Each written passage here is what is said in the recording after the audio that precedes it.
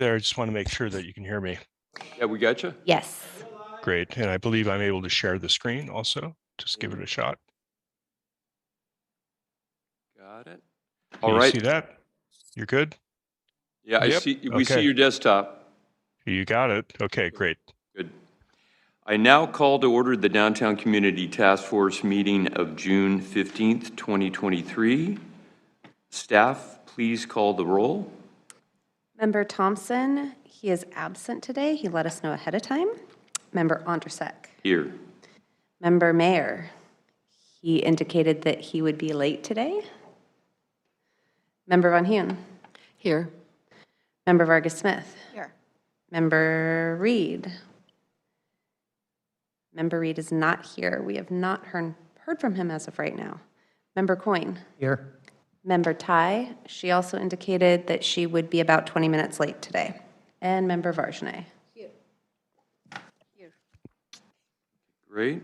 Is there a motion to excuse or not excuse Chair Thompson and Member Tai from the beginning, Member Tai and Member Mayer from the beginning of the meeting? So moved. Second. All in favor say aye. Or Aye. all opposed, no. Motion passes. Are you also going to excuse Member Reed from the meeting? Oh, yes, and motion to excuse Member Reed from the meeting. So moved. Okay, motion passes. All right. All in favor, all opposed? Oh, yeah, sorry. Thank you. No All in worries. favor? Aye. Aye. All opposed? Okay, and the motion passes. All right, and then staff, please read the DCTF meeting procedures into the record. Thank you. Meetings are conducted by the chair in accordance with the following procedures. The chair of the DCTF directs all activity during the meeting. Any item on this agenda may be continued to a subsequent meeting. Special procedures, time limits may be applied to any items as prescribed by the chair. Copies of the current agenda and staff reports for each of the items on the agenda are available online on the Downtown Precise Plan website, as well as on the City Clerk's website. All right, we now move to the consent calendar. The procedure for the consent calendar is as follows. Consent calendar items may be enacted or approved by one motion unless requested to be removed by anyone for discussion or explanation. We have two items this evening on our consent calendar. Item number 1, the Downtown Community Task Force meeting minutes of March 14th, 2023. And item number 2, the Downtown Community Meeting Task Force minutes of the April 20th, 2023 meeting. Chair, I have a question about the minutes from April. On item number 1, the update on the lease agreements for city-owned property. Leslie, can you confirm that the last sentence there, Peddlers Plaza's lease will be extended through May 21st, or should that be May 31st? 1 second, or do you know? It would be extended to May 31st. Okay, then we need to make that correction. Thank you. All right, thank you. And moving on to general business, correct? If you want to vote to approve the consent calendar first? Oh, yeah. Motion to approve consent calendar. All in favor? I make the motion. Oh, I'm sorry. Second? I'll second. All in favor? Aye. Aye. All opposed? All right, and the motion passes. I'll get it. You watch. Doing a great job. Little rusty. All right. Now, moving on to general business items. Staff? Okay, the first item under general business we have for you today is a presentation by our consultant on the City Hall relocation study sites and City Hall concepts. And they are here on Zoom to provide that presentation to you. Welcome. Welcome all. Great, thank you. Shall we proceed, Mr. Chair? Yes, go ahead. Okay. First, I want to introduce our team present here tonight. I'm Jim Stickley, principal with WRT. We're leading the effort on the Civic Center relocation study. Joining me are my team members, Matt Tacker, project manager and urban designer, Peter Winch, co-project manager and urban planner, and then our sub-consultant team members, Caroline Judy from Public Finance Advisory Limited, and Amanda Knowles from Siegel and Strain Architects. So we're all going to be sharing in the presentation tonight, and then to respond to follow-up questions and discussion afterwards. So before I start, I want to say I'm very thrilled to be back amongst this group. I took a little break, took a few weeks sabbatical, and so I missed the last couple meetings, but glad to be back in the flow and am anxious to see your reaction to the progress that our team has made here. So we've been working on the selected preferred concept from a range of concepts that was presented in the last task force, and we're focusing in on Block D, which is the block that contains the courthouse. And we've been working on different alternative approaches to developing Block D. And what we're looking for from the task force tonight is your reaction to this range of alternatives before we start the detailed financial analysis for each one. So as you all may recall, part of our scope is to do a financial analysis for the alternatives being considered. And so in the three that we're presenting tonight, we want to make sure that we're showing the right range of ideas, the right differences between these three.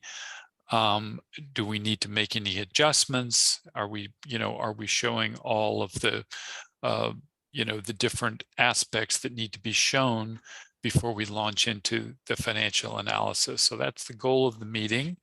And I think I'm going to turn it over to Peter Winch just to sort of quickly run through the agenda and then to get into the presentation itself. Sounds good. Thank you, Jim. So we will start with just some background since we meet monthly and a lot of stuff happens in between that we are all thinking about. And then I'm going to hand it off to Caroline to talk, sort of lay the groundwork for our understanding of finance and procurement. And then we will introduce, now that, as Jim said, we're focused in on Block D. That was a very, I think, a very clear message from our last meeting. So it was kind of clarifying, and we jumped right in to look at Block D, and we want to identify what our assumptions are and then what the variables are. And those variables are what we have sort of built into three distinct concepts for how Block D could be developed with civic facilities on it. So those 1, 2, and 3 that you see here, we'll be introducing those kind of in tag team, and you'll be familiar with that model where we talk about the sort of site planning, urban design characteristics, the building program characteristics, and then the financing and procurement characteristics of each concept. And then plenty of time, hopefully, for discussion. And so here we go. So we are here, kind of nearing the end of the process. Having gone through the site criteria, looked broadly at downtown, looked beyond downtown and Santa Clara to case studies, and now we're drilling into Block D. So just continue, I think, Jim set the stage there. So a little refresher, not on all the case studies, but just on some that we think maybe stand out as having some salient qualities that we want to learn from. Malden nice example of a downtown of a new city hall that is part and parcel of a revitalizing downtown, right across the street from transit in this case, and was it's about a 50,000 square foot building, so a bit smaller than what we're looking at for Santa Clara. The goals in this case were to reconnect Malden with that transit center because the old city hall blocked this direct street connection. So create that reconnection in the service of greater downtown vitality, and obviously have a modern city hall. The old one was, I think, obsolete or something like that. This project was procured using a public-private partnership. The land was sold to a private entity, and so that land sale, along with state grants and bonds that were a bond that was passed by the city, have paid for that project.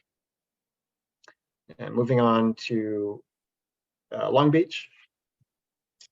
Also was a public-private partnership model, this time on a much larger site, larger city hall, more square footage, so bigger, more ambitious project. Santa Clara sort of falls between these two communities in terms of size. So I think that these kind of bracket the Santa Clara opportunity. Here, the city hall was developed in tandem with some other civic facilities. There's a library, a plaza, and in this case, there's an intended private development site that would, I think, has the capacity for something like 500 apartments, maybe more. I don't think that project has been completed, but it's definitely part of the financial equation. And it's a design, build, operate, maintain public-private partnership, and we'll talk more about that model a bit later. And then Mountain View is an older example, but more close to home, obviously. This was completed in 1991. It's maybe a more traditional model of it's a purely public project. City hall, library, performance space, park, plaza, and parking to serve all of those. And that was financed with a joint powers authority that was created. That was a model that was right for this context and that time, and allowed them to move forward with that voter approval for serving the debt on this project. And also part of that same presentation, we evaluated the relative economic impact of a city hall in comparison to, let's say, a traditional office building or a more specifically a tech office building. And you know, this is all based on assumptions, and it's based on assumptions about employee density and the number of visitors, non-employee visitors to the site, and the amount that they would spend in the vicinity. I think the outcome is sort of a finding that, or an estimated finding, that City Hall wouldn't necessarily have a more positive economic impact than some other forms of office development. And then moving on to program, just to keep the background rolling, the existing City Hall plus Silicon Valley Power together occupy about 175,000 square feet today. Not all of that is currently public. SVP actually leases a certain amount of land. I don't remember now what proportion. I think something less than the full 69,000 is leased. The projected need, this is based on a study that was done in 2019 that we're just building off of, would be for a total square footage of 245,000 square feet between City Hall and utilities. So that would be a 69,000 square foot increase. And so we created this simple model of the existing Civic Center site to show in yellow what that amount of additional square footage would mean, just in terms of relative amount compared to what's there today. Not that this would be an intended or desirable outcome. And separately for Silicon Valley Power. Yeah, so you see also there's sort of an inset there for Silicon Valley Power's leased property and how that would grow. So then we looked, last time we came to you, we presented 4 potential locations for a civic center and or just a city hall. And I'll stop there for a moment to say, when we say, just to keep terms clear, because it could get confusing, civics, when we say civic center, we're referring to City Hall plus utilities. So we looked at 4 areas of downtown, 2 block couplets where that either City Hall or the full civic center could be relocated. And we evaluated these potential relocation sites based on a number of criteria that we walked through at that time. And now zeroing in on blocks D and F, and that was one of our site concepts, would have been to use block D, but also to have used block F, which is the block directly to the west in the downtown precise plan area. And you can see in this concept, urbanistically, it's about creating that civic spine on the new extension of Main Street, and that close connection to City Plaza Park and the library there, and then kind of a clean separation with utilities on one side and City Hall on the other, and the inclusion potentially of a performance or an art space as part of that. One question, back a slide. Is Lafayette to the right or left? Some orientation, thank you. Yeah, let's do that. Let's go back a slide. So Lafayette here is on the right. It's the east edge of the downtown precise plan area. And blocks D and F are not directly on Lafayette. Block D is on Homestead. And in the future, when the street grid is built out as part of the precise plan implementation, it would be between Washington and Main. And then critically, with a new front door, as this plan develops, a new front door on Franklin Street, which would be the future downtown spine. Got it, thank you. So in this view, Lafayette is way off to the left, actually Yes. off of the image, and you can see the library and park at the end of the Main Street spine here. This is basically looking south, a view south.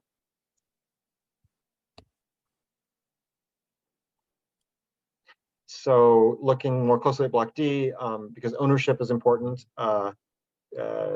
This block is, as Jim said, the block where the existing courthouse is. It's a county courthouse, but it's actually owned by the state, and maybe specifically owned by an entity of the state that manages courthouses. And then the northern and eastern portions of the property are actually owned by the city of Santa Clara, but at least the northern portion is a parking lot that serves the courthouse today. And you can see how those properties actually extend across what would become the new extension of Main Street. So we are contemplating in our site concepts here that you'll see more of tonight, we're contemplating that block of Main Street would also be completed as part of this project. So we also showed a concept, sort of a hybrid concept at the end of our presentation last time, that would have, instead of using block F, which is over on the other side of Main Street, it would have used block D, but also would have used that existing Commerce Plaza office building, that sort of 1980s era office building on the corner of Homestead and Lafayette, owned by the city. And so it is, as I think we all know, being contemplated as a potential site for city functions. So in this concept, that was just a hybrid idea, was that that building would be reused in this concept for utilities, for the utilities offices.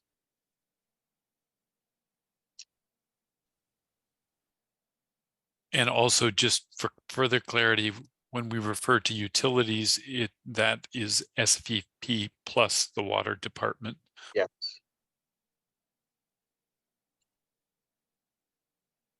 Okay, Peter, shall I go here? Yeah, go ahead, Yeah. Caroline. Thank Okay. you. Thank you. So this is Caroline Judy. What we're trying to illustrate here in this slide is that there are many different approaches to project delivery, from the traditional delivery model, such as design, bid, build, all the way up to the sort of privatization models, which, lease or full-on privatization. It's really helpful to try to think about the different delivery models in terms of the risk transfer from the public owner to the private sector, and the responsibility for the overall private sector involvement in the design and construction process. And then also in, operations and maintenance in that additional phase. There really isn't a one size fits all. That's what another point we're trying to make here. Typically, we perform a value for money analysis that looks at a specific project, and we know we try to determine what's the most advantageous type of project delivery for that specific project. So we're going to talk a bit more about some of those factors in the upcoming slides. We do, however, know that the city has a charter limitation that may preclude some of the design build finance, those we call P3 delivery models. And we will be evaluating that in more detail and coming back in a later presentation to talk a bit more about those concerns. Let's go ahead and go to the next slide. So when we're looking at the delivery model, there's certain factors that we want to take into consideration. What is the financing approach? What's the impacts for the project cost, both initial and then the life cycle cost responsibility? How quickly can we occupy, and how is that risk transfer? Who is carrying the bulk of that risk transfer? So in the traditional design bid build, you have each phase obviously separately financed. So you're financing and procuring your designer, your architect, then you're separately financing and securing your construction entity, and then managing the operations and maintenance. The assignment of life cycle costs is really sort of an important concept. And as you go through into the public-private partnerships, the ability to have that private entity manage the life cycle cost responsibility out over the 30 or 35-year term of that agreement is one of the kind of appealing factors of the P3 model. Looking just at speed, time to occupancy, design bid build slowest, P3 is the fastest, and just in terms of risk transfer, the risk transfer is highest with the design build, and we're going to talk a bit more, design bid build. And then the private entity carries more of the risk as you move through design build and into the P3 type. So we, in some discussions have, again, as I mentioned, that charter provision, the city may need to use either a leaseback structure to design and construct the project, or to adopt sort of best value criteria in order to use the design build methodology either as a standalone or under the P3 type structure. Let's go next slide. So this is just a more of a kind of a graphic illustration of the risk transfer through the various phases of project delivery, from project definition all the way through to not just the financing, but the annual funding that the city has to, authorize or allocate the funds to pay, whether that's off bonds or whatever. So looking at where that risk transfer lies with the traditional models, most folks are probably familiar, that's all entirely public. And as we move down into the design build or the leaseback or full design build finance operate maintain, that risk responsibility for cost overruns or schedule overruns for unforeseen conditions, that falls on the private entity as opposed to the public entity. And that's obviously appealing in certain circumstances. Let's go to the next slide.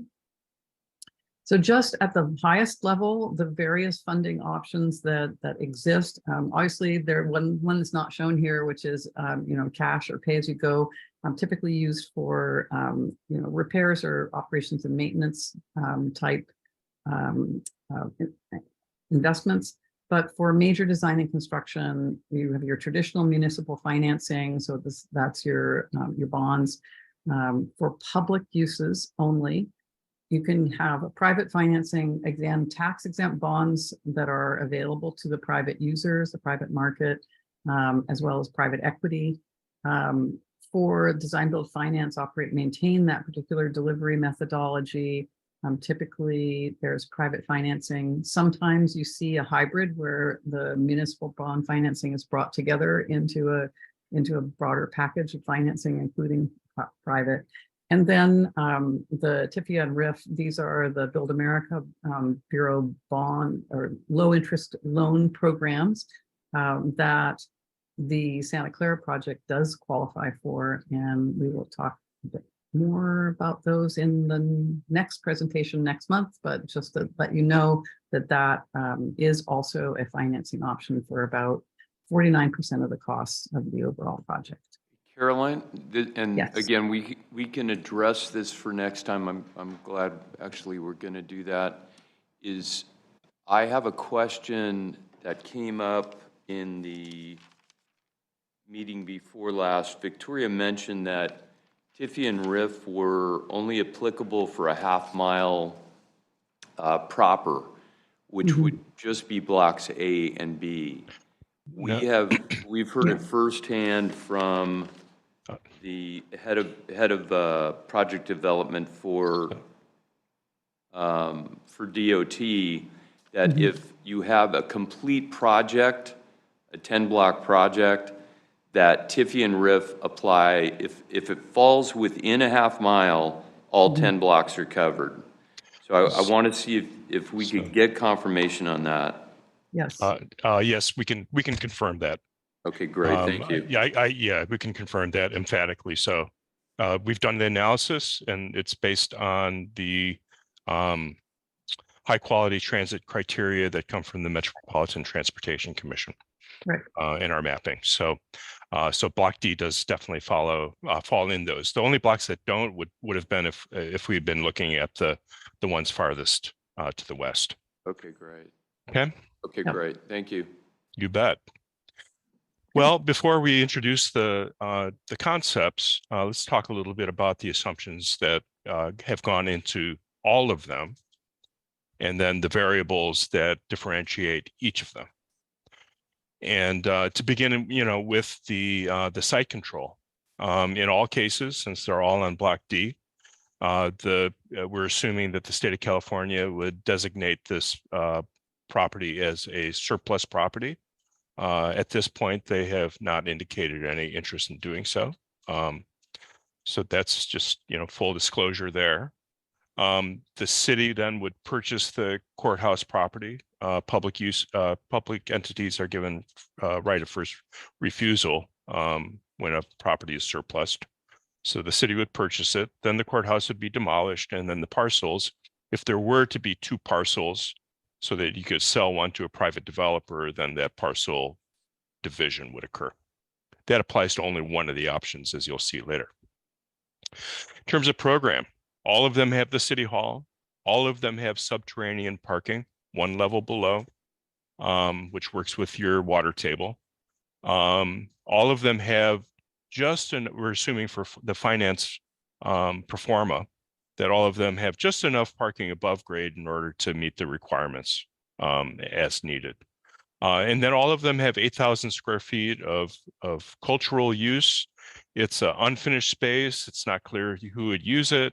But it finds its way somewhere in that building envelope alongside of the city hall. Then there's also urban design factors. The frontage activation, particularly along Franklin and Main Street, and the green, are very important and reflected in all the concepts. And then the activation, kind of where practical, along Homestead and Washington. We don't want any street to be one where it's blank walls and unfriendly. And then public realm contributions. The central green, Block D, really a wonderful, you could almost say turnkey, or just add water, urban design opportunity of having these buildings constructed and also delivering the public realm, the open space, the streets and open space that are immediately adjacent to it. So you have an immediate sense of place very early on in the downtown's redevelopment. And so that would include the central green, Franklin Street, there's actually an easement on the Prometheus property that would allow a little bit of circulation, you know, either 2 lanes of circulation or 1 lane and a parking in an on-street parking lane along Franklin. Main Street, as Peter mentioned, is a wonderful urban design opportunity that would then connect to the library. And we've come up with a very handsome design, which I'll show you in a minute, that would get implemented. And then Washington, I think some level of access might be necessitated by these schemes, but it wouldn't have to be the whole street.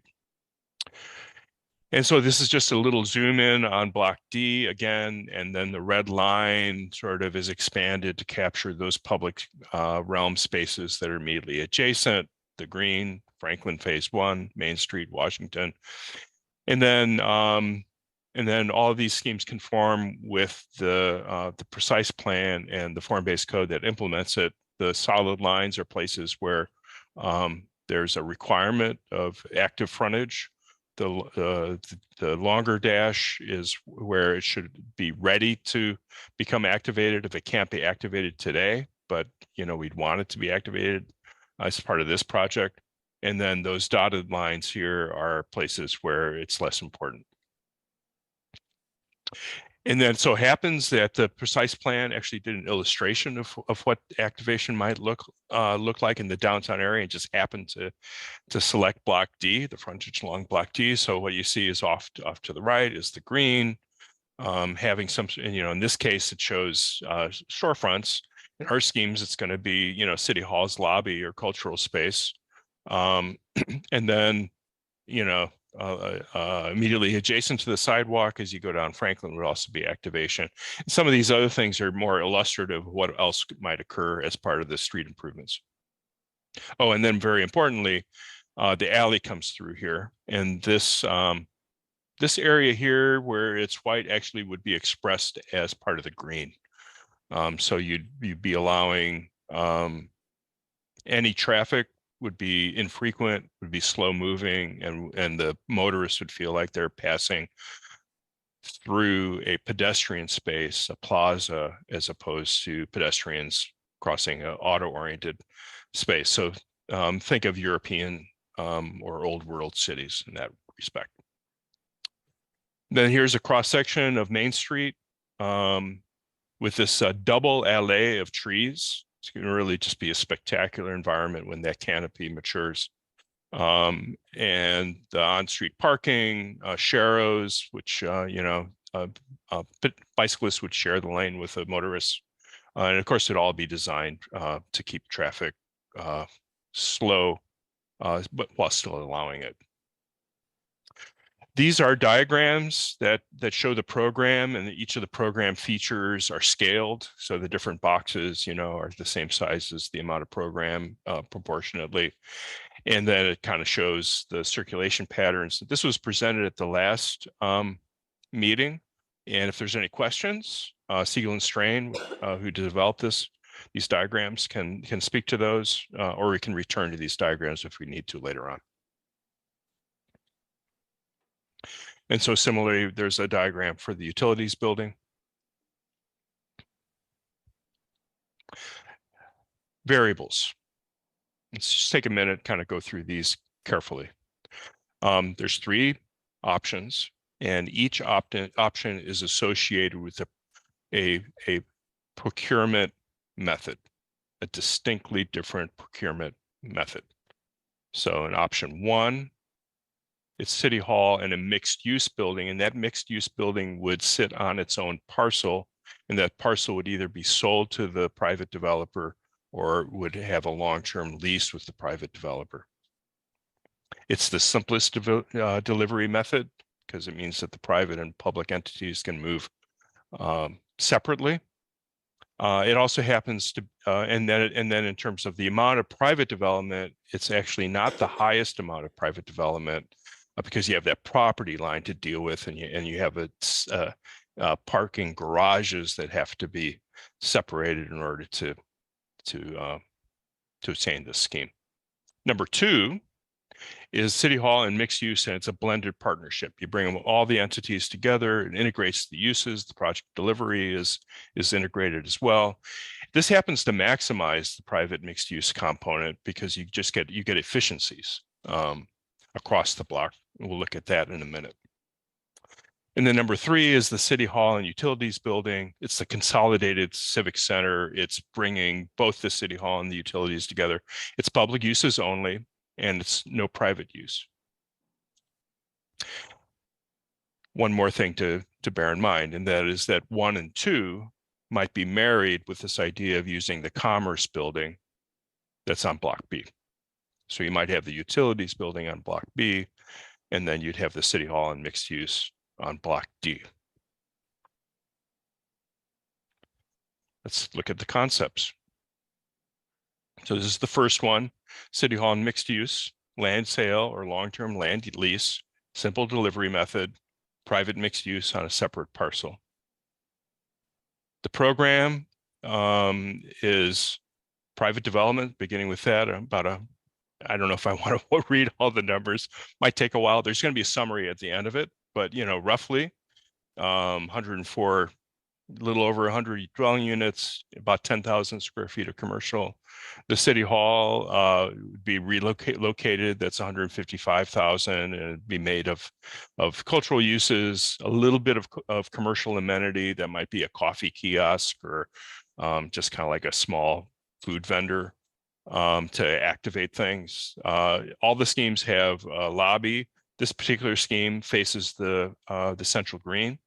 And then the City Hall and dining and fitness is not assumed. It's assumed to be offsite. This will be a downtown area after all, where those kinds of amenities would be likely provided by the private marketplace. Utilities building is offsite, and there's just enough parking to satisfy the requirements.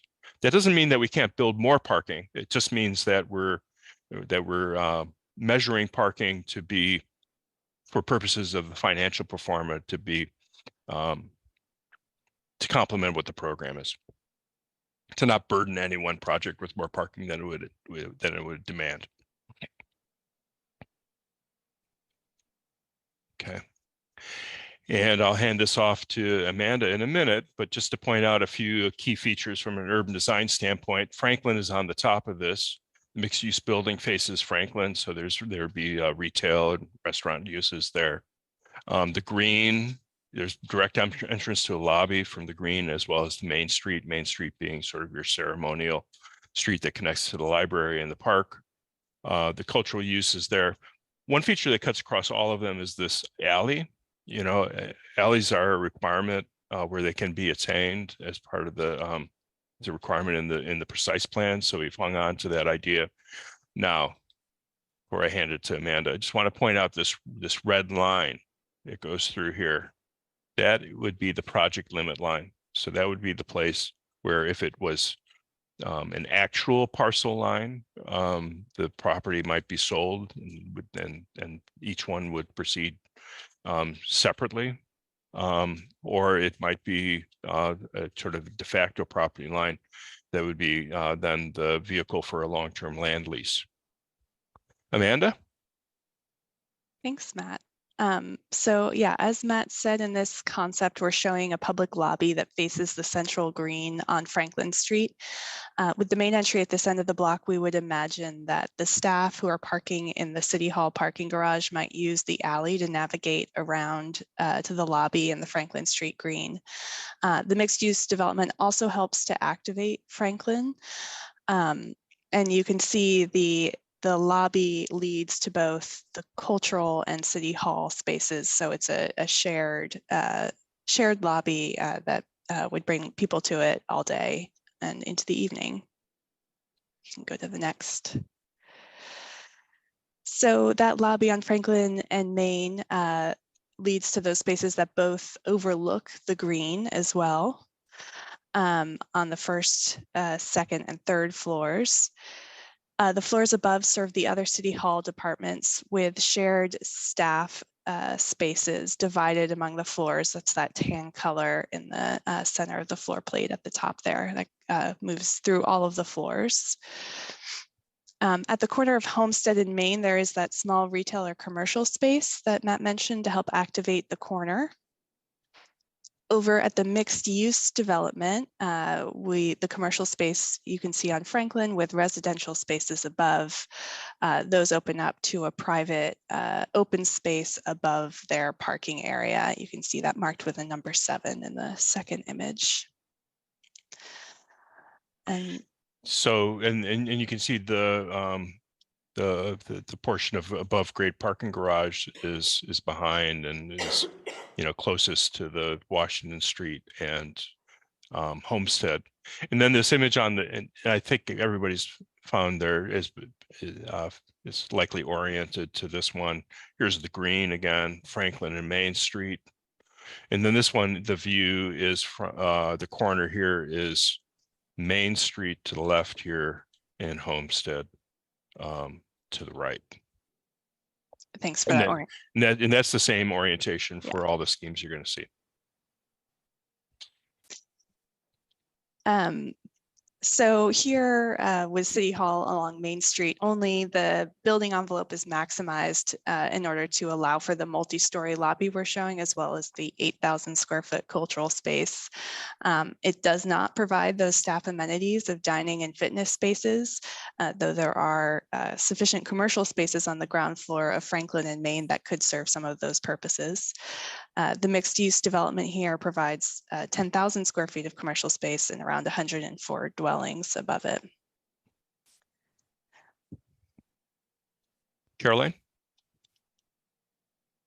Okay, so for this particular, the City Hall with the mixed use, what we're looking at here, in terms of the overall finance and procurement, as Matt mentioned, we would need to have 2 parcels created, right? One is city exclusive and one is private. It would require the city to procure the courthouse, so the state to go through the surplus process, and then to demolish the existing courthouse and prepare the site. The private parcel could be sold or leased on a long-term ground lease, which would help to provide revenue for the overall project if that was the structure that was ultimately decided. Challenge here, cities' utilities would remain off-site, but could potentially be at the Commerce Building. And then once the construction was completed of the new City Hall, the city would be able to potentially surplus the existing Civic Center site. And again, the revenue from that property sale could be used to help to offset or make milestone payment on the outstanding balance, whether that's public funded or privately funded. Great, thanks. Mm-hmm. So then the second concept is putting the City Hall and mixed use together, but in a blended way. So this would be a partnership. What you'll see here is a greater integration of uses. The procurement would also be, you know, integrated. The developer might be even, and the timelines would be integrated. The developer might be involved with the, say, the operation of the building operations and into the perpetuity, or at least in the very long term, and therefore have a interest in having a building that's more energy efficient, for instance, and in other ways that might reduce the ongoing operating expenses. This also happens to maximize the private mixed use because the parking can be put on the site just so much more efficiently. Couple highlights, it's got more dwelling units, not a lot more, but you know, 20 more dwelling units, same amount of commercial ground floor. Cultural uses are same, still a little bit of amenity. In this case, the public lobby faces the green again. Same assumptions, utilities off-site, and more parking because there's just more program on the site, but not a lot more parking than the last scheme. Amanda, you want to walk us through this diagram? Sure. So with this blended partnership approach, we've located the atrium lobby at the center of Main Street, drawing people from Main Street into the heart of the City Hall to utilize the shared public spaces of meeting rooms and council chambers. A secondary entrance does remain on the green, connecting into the cultural space. The shared parking facility that Matt mentioned extends under the entirety of the block, allowing for more flexibility above, which leads to that larger mixed-use development, including commercial and residential spaces on Franklin, Washington, and Homestead. You can go to the next. So here, the lobby provides access to the cultural space, the council chambers, and a public permit counter, all on the first and second floors. Other city hall departments remain above, with the shared staff spaces located centrally in the building near the lobby. Small commercial spaces remain on the green and Homestead, providing opportunities to activate the street there. The mixed use development is very similar to the option 1 version, with the addition of townhomes along Homestead and a larger residential open space above that shared parking structure, and some extension of apartments along Washington as well. Great. And I misspoke earlier in this, in a prior slide here. The lobby in this scheme faces Main Street, so that's different than the first concept that we looked at, where it faces the green. So here again, with City Hall limited to Main Street, the building envelope is maximized in order to provide all of the spaces needed from the 2040 spatial program, with the addition of the cultural space and that multi-story lobby.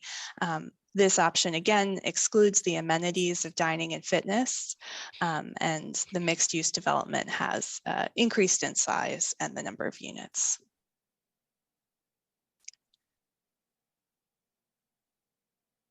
So, okay, back to how we would potentially, or the project could potentially be financed and procured. The city would be relocating to the new building once it was constructed. We would have that private mixed use blended in, as Matt was suggesting.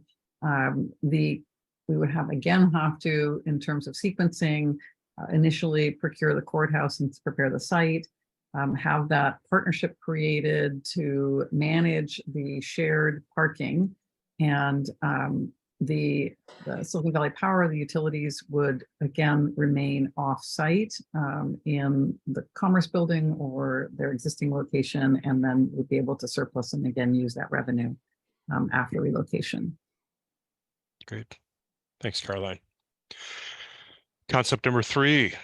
In this case, the City Hall and Utilities Building come together, so you have a complete civic center all together on the same site, where functions are immediately adjacent to each other, which would create for more integrated operations. It's public uses only. There's no private use except for some incidental amenities such as a coffee kiosk next to the lobby. Same metrics as far as City Hall goes: cultural uses, the commercial amenity, etc. Utilities Building, however, is an addition, about 90,000 square feet there. In this case, the dining and fitness is on site. That was a feature of the Smith Group study.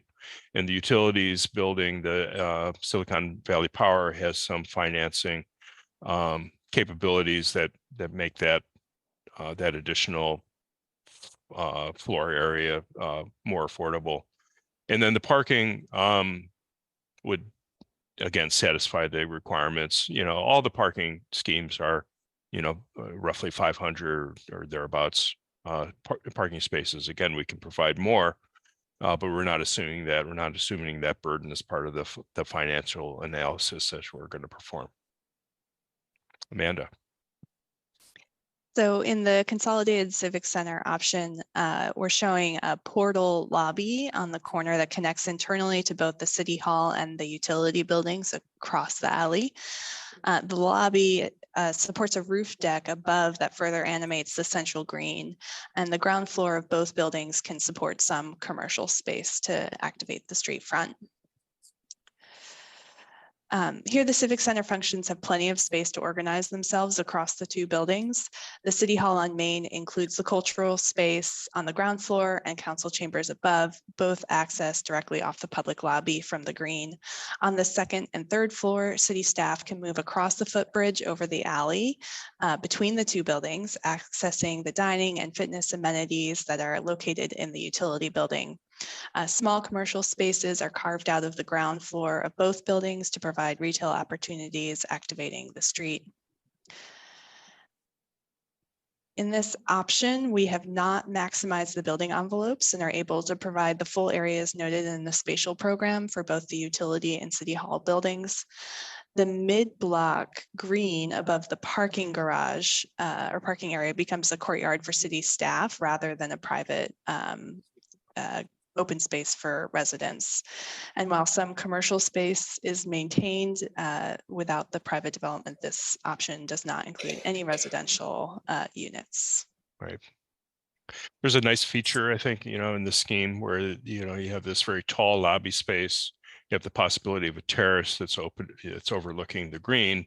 And then in the lobby, there would be an escalator or something that would carry you to an upper level. And then a bridge would take you directly into the utilities building.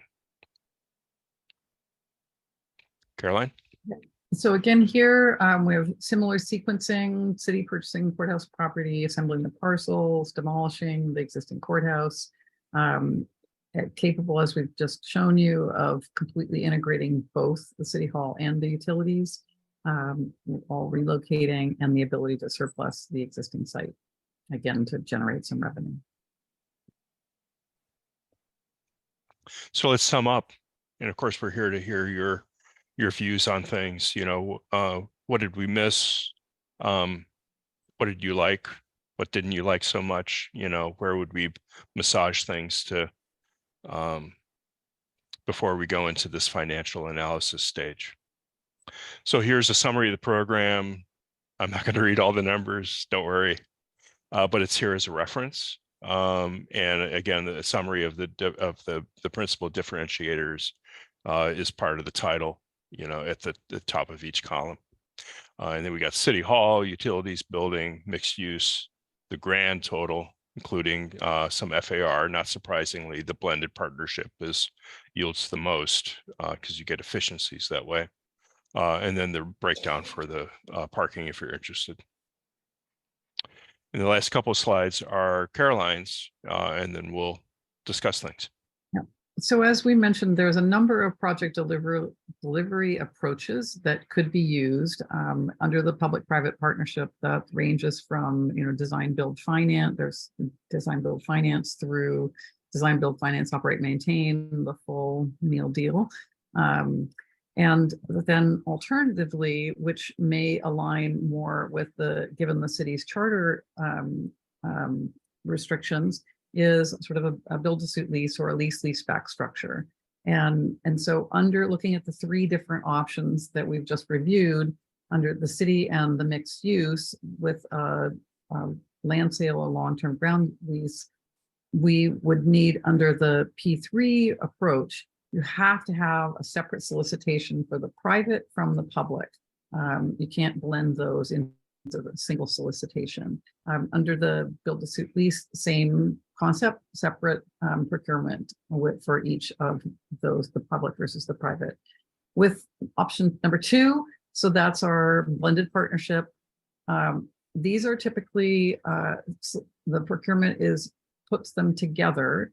And there are some challenges in doing that we have seen in practice. They tend to limit competition a bit just because of some of the risks associated with that blend, but it is a model. And then with the lease or lease back structure, the build to suit approach, you can combine the two. Then finally, looking at option 3, which is the consolidated civic center. That has the advantage of being a single procurement. Obviously, that translates into some speed and efficiencies as a result of not having to do multiple procurement issuances. Go to the next slide. So when we look at financing, then just to sort of reiterate some of the options and how they apply to the different alternatives here, you have the full range of financing structures that could be used with the City Hall mixed use, with the caveat that the only private financing can be used for the private uses. You can't use your public bonds for a private purpose. So that's an important caveat there. And you are able to do that hybrid that I talked about earlier on, where you're pulling municipal bond financing and bringing that together into a private. And of course, the TIFIA and RIF. Under the City Hall and the blended partnership model, you would not be able to do a bond issuance, municipal bond financing for that because of the private use that's associated there. And as we mentioned before, that may have the consequence of some limited competition and potentially then also a challenge with getting private tenants to actually lease out that space. And again, those are things that we've seen historically. And then finally, under the consolidated civic center, just want to hit on that one. You again go back to the range of options that you can bring together. So similar to the alternative number 1. Next slide.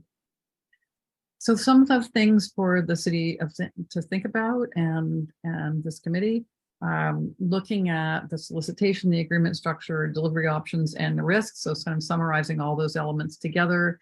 And what type of solicitation, a qualifications based with a proposal, typically the structure of the agreement, the type of delivery option, and then how that translates to risk transfer, with the P3 being a little more effective risk transfer than the leaseback structure, but otherwise fairly similar in terms of solicitation, agreement structure, and delivery options.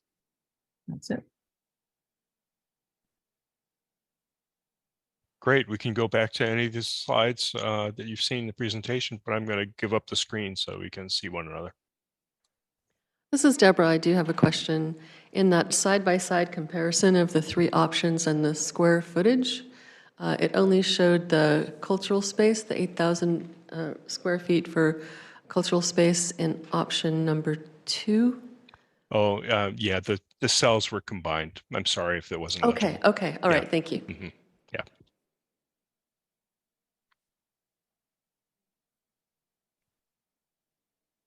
I just wanted to commend on the incredible structure to the presentation. It was really easy to understand. That was a lot of complicated information coming from a lot of sources. I think my question is a little bit more on the tangent, because when we are looking this City Hall back in the picture of the larger vision for the precise plan, do you guys have any recommendations or some strategies that you're already thinking that how it will work as a P3 or a blended partnership with the rest of the projects in pipeline, especially other city ownership-owned lands here? And this is another question, like, just because of being in this profession, do you know how the city of Sunnyvale's City Hall that recently opened was financed? Because that just opened a few months ago in Sunnyvale, and it's very equivalent to our needs. Yeah, I don't know. Caroline, do you know about Sunnyvale? No, I don't have any information on Sunnyvale, but certainly find out. Mm-hmm. And as far as how this fits into a larger phasing strategy, if I'm understanding your question properly, it's actually quite interesting. You know, we have considered it. Certainly, Block A and Block B are present unique opportunities because of the Lafayette frontage. So really good visibility, which retail and other commercial uses covet, and then also because it's all owned by the city. So we are going to be, returning to you later in the process with some ideas in terms of how you could actually now, after you've kind of settled in on a direction, both in terms of program as well as procurement method. After you settle in on that, then we're going to be returning with some ideas about developer solicitations, whether it would be only for Block D or whether it might be combined with other blocks. We don't know yet. Atish, do I understand your question also to be, which of these schemes maybe better serves the objectives of the downtown precise plan? That too, Jim, but also like trying to understand, because this will be another RFP that the city might be releasing based on the options we will go. And, strategically creating land value versus, the whole, like, kind of looking at just in the bigger picture of the whole downtown and like the public-private aspects and, how and when should this be the first thing to go? I mean, financing is up in the picture, but like, if Newsom decides to give us like $50 million to go build this building because of some grant, we'll do it. But like, how is this, in any of these financing and design options, is there something that fits with or has the phasing thought given into behind any of these three options you presented, and how they fit into the larger picture of like, should just Block A and B should be the first thing that we go with as soon as we get done with this precise planning and EIR process? How? Yeah. Yeah. So, great question. I think, the subject of this study is, is about the Civic Center relocation.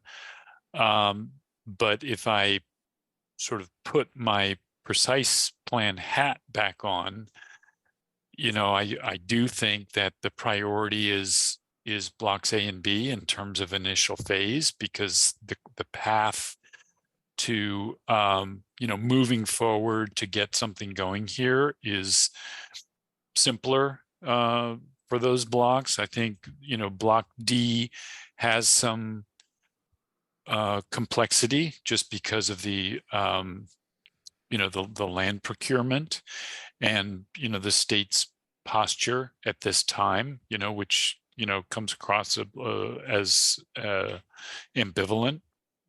So I think this Block D redevelopment could take some time to gel, whereas Block A and B is a clearer path. So I think from our perspective, that's definitely where to concentrate efforts for an initial phase. But if the city decides to pursue this redevelopment of Block D, to certainly begin that process so that it can take the time it needs to play out. Right. And they could be complementary, I think, A, B, and D. Might be at slightly different timeframes, but then again might come online in similar timeframes, in which case you'd really have jump-started your downtown.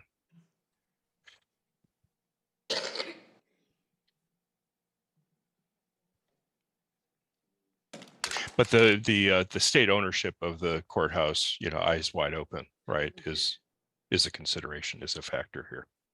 Thank you. So I'll jump in. First of all, great information, but there's so much, my head's exploding. Trying to figure it all out. I think I want to go back to the A and B block, because there was a conversation about putting utilities in that B block in the Commerce Building. And my concern with that is, as Matt, I think you just pointed out, that Lafayette corridor has to be high visibility. We've had some initial drawings on how to make it that way.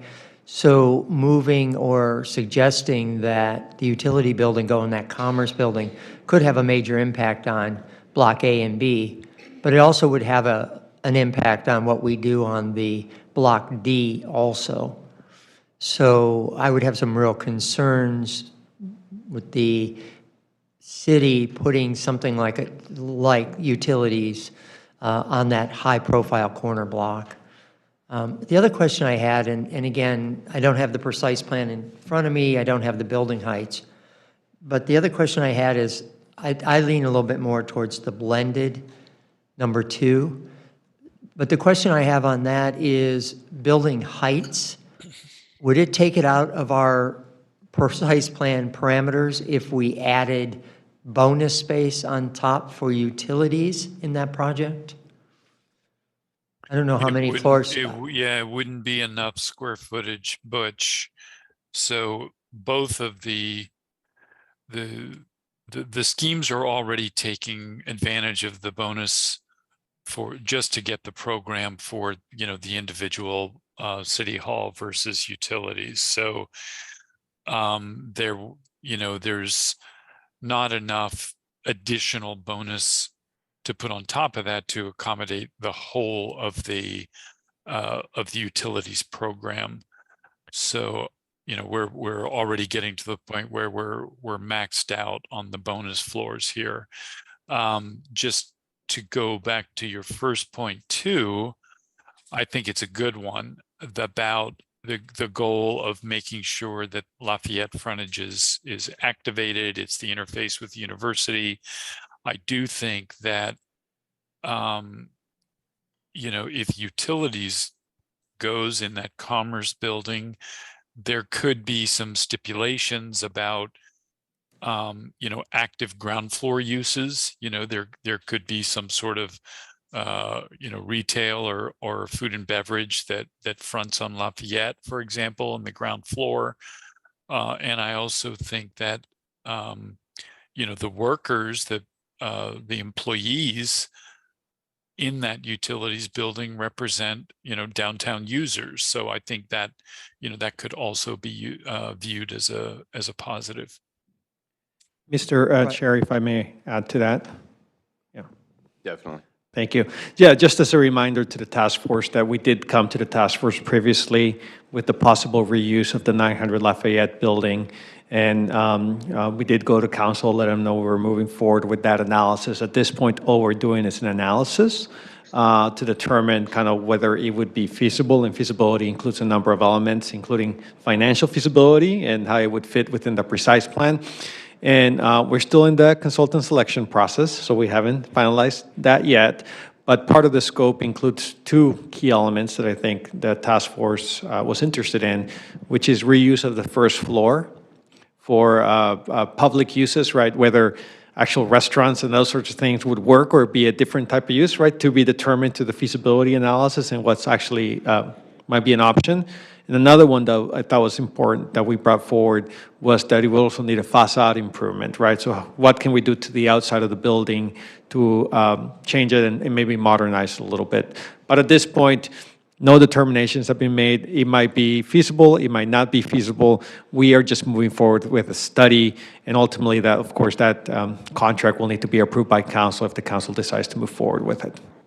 And I think that's well known. I think we understand that.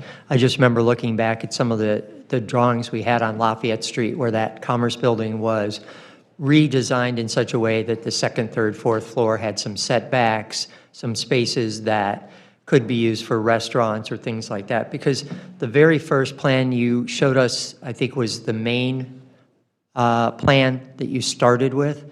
If you look at those facades, having tall buildings on Lafayette is fine, but I think it also has to have some aesthetic value and some character to it. So my concern would be, as you're driving down Lafayette Street, those buildings should entice you to come into the downtown, even though they're tall. And I think just looking at it from a street level or a second floor level does not accomplish that. So my concern is, and I understand how the city is looking at that Commerce building, but that's a key component to the success of this plan. So I just want to make sure that we are looking at that and remembering how important that Lafayette Street side is for it.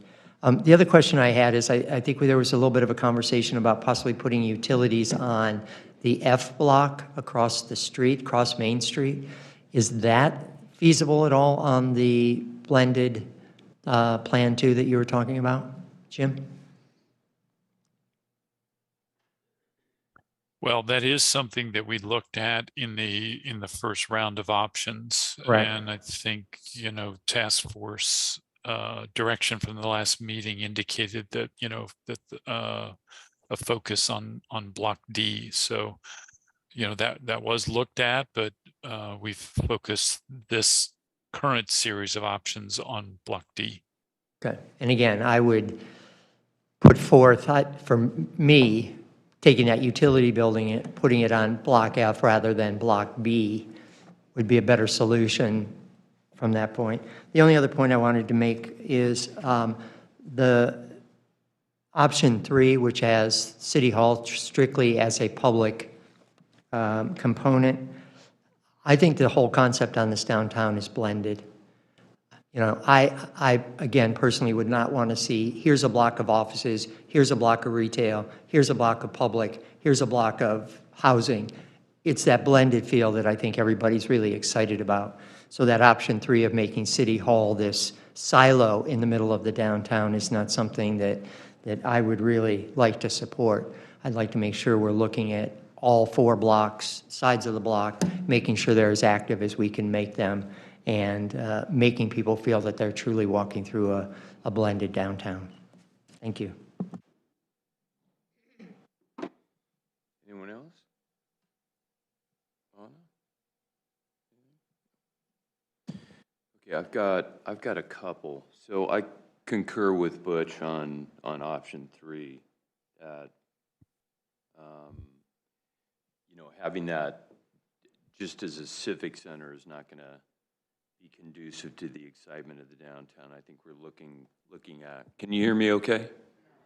Okay. Coming back. You were fading a little bit, yeah. There we go. I always am. And then the other thing is, I also concur with blocks A and B as being the spark plug, you know, Jim, to what you said, to get the downtown moving quickly, and to have, you know, the chance of maybe some, for the lack of a better word, sterile buildings, you know, in that area.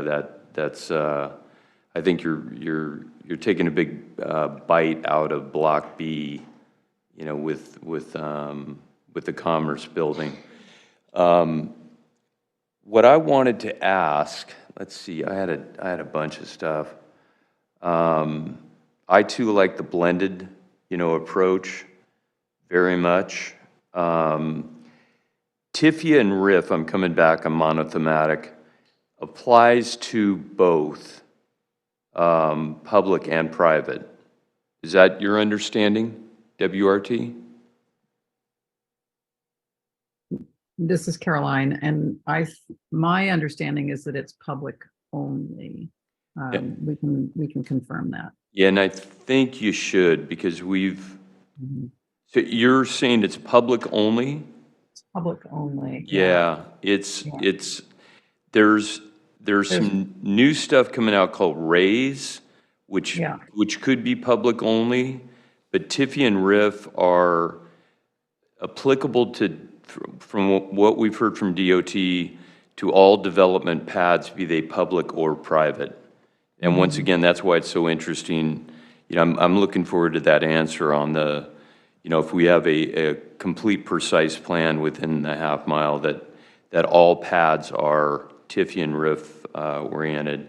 But yeah, if I could ask that too, I know I'm asking you guys a lot of questions, but to confirm that the private developer enjoys TIFIA and RIF as well. Okay, I said that about Lafayette.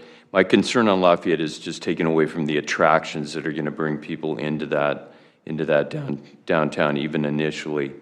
One question I have for City and for Manuel is the importance of having the utility building in that close proximity to City Hall. Is that mandatory to you guys? Are you, you know, is it a daily back and forth, or could you be at a different location? I don't think anything is mandatory. At the time, we were looking at building something on site here. We wanted both facilities next to each other so we could share amenities and also have a better work environment. But currently, Silicon Valley Power, not water and sewer. Water and sewer is at this facility. Right. Silicon Valley Power is at a separate location, and we kind of work through being at a separate location. Okay, okay. But the preference is together. Okay, let's see, I'm jumping around here. Wait a minute. 1, 2, 3. Okay, and then just, Leslie, we talked about this too. So just to put this on the public record, the question we have, our group has, is if City Hall were to move, physically move to downtown, Warburton's property becomes available according to the original agreement that gave that property to City Hall. If City Hall moves off the, sorry, if I'm going too fast. If City Hall moves off the property, does the city own that property, or does it revert back to the previous owner? And that is key. So we really want to get that answer. And I think that's it. And I concur with everyone else. Great job, on presenting a very difficult subject in that manner. So thank you, WRT.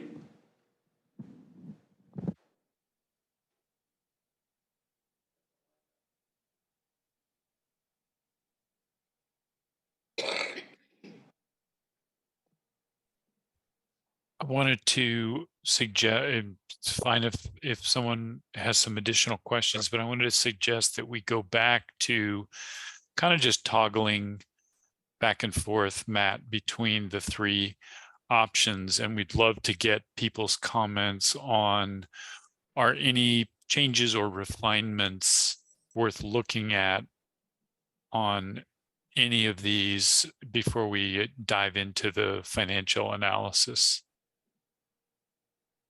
Sorry, I'm going to go again. Okay, so Malden, you guys, you dove into that pretty deeply. From what we understood, it was a build, and then they shelled out City Hall to put City Hall inside there with mixed use. Is that correct?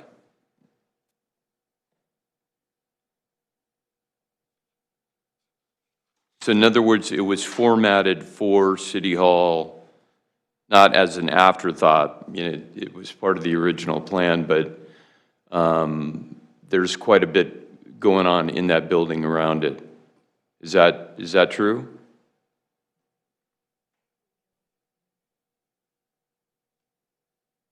Can you guys hear me? We can hear you. I think we don't have an answer for that. So we're gonna have to go back and look into that in a little more detail. Oh, and that led to another question. I'll come back.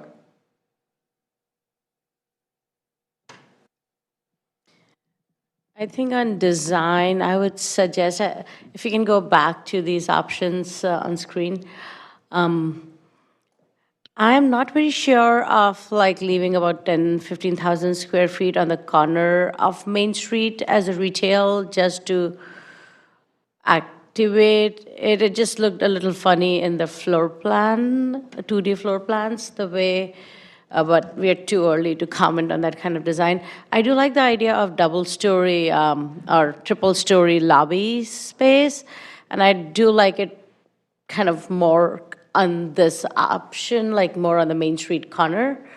So I kind of really like that. But that retail space, when we saw the 2D plans, it was kind of I'm not sure if we need, I think we need retail. I'm not sure if doing a small coffee kiosk inside the building is the only answer.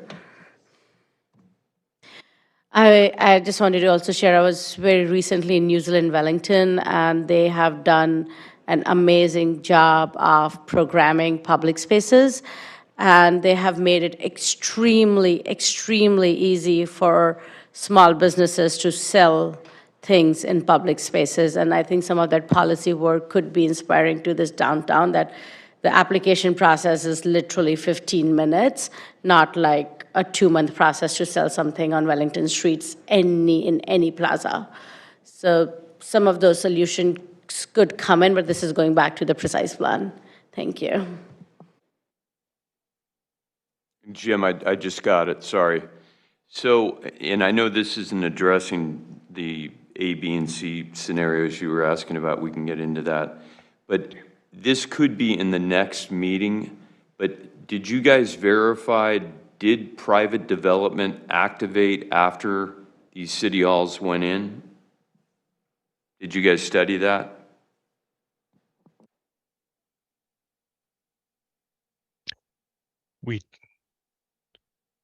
Yes, we did. EPS is our economist. They looked at the level of activation.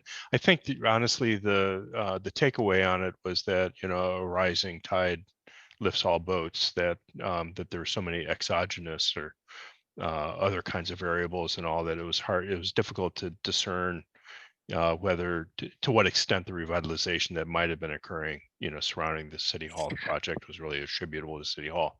Yeah, and I think, you know, just building on what Matt's saying, that the larger point is that, you know, activating the downtown with people, with workers, with residents is, you know, is the main objective. And, you know, the flavor of workers, and therefore the flavor of office versus city hall workers versus tech is less important than simply the number of workers that you're bringing in to create critical mass in the downtown.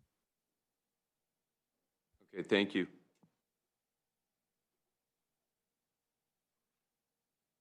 Want to let you know that I've finally gotten arranged the 3 so we can click through them more easily. So 1, 2, 3, okay.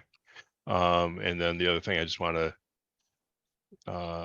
put before you is this piece of analysis that was asked for earlier, the half mile from transit, which is applied not only to the Caltrain station, but also applies to the high frequency transit corridor along El Camino Real. So that's the trick, right? That if you're just looking at the train station, it would only touch A and B. But by taking it out to El Camino Real, which you're allowed to, it actually does meet MTC's definition of high quality transit. It reaches Block D. So back to the show though. There we go. So again, here's one, you know, the lobby there, kind of getting the activation. The mixed use, separate parcels, however, so not quite as efficient, not quite as much program. 2, more program, greater efficiency with the parking. This particular scheme, you know, puts the lobby on Main Street. You know, there is the opportunity to kind of mix and match, but for purposes of the financial pro forma, we don't have to rearrange the design at this stage. What we want to do is zero in on a preferred option at the conclusion of the next meeting. And then we can start to play with where the lobby really should be and some of the other features. And then yeah, if I could just comment on that last point, that we want to zero in on one option. Maybe not. And I think this is something that we wanted to bring up with the task force is, you know, is there actually a benefit to leaving the conclusion of this study as a range of options with, you know, a range of financing strategies for each? You know, because the future is a little bit uncertain in terms of the timing of this, you know, how the procurement is or the land transfer is going to occur with the state, the market itself, you know, the kind of private development that will be supported, you know, at the time that this is actually developed.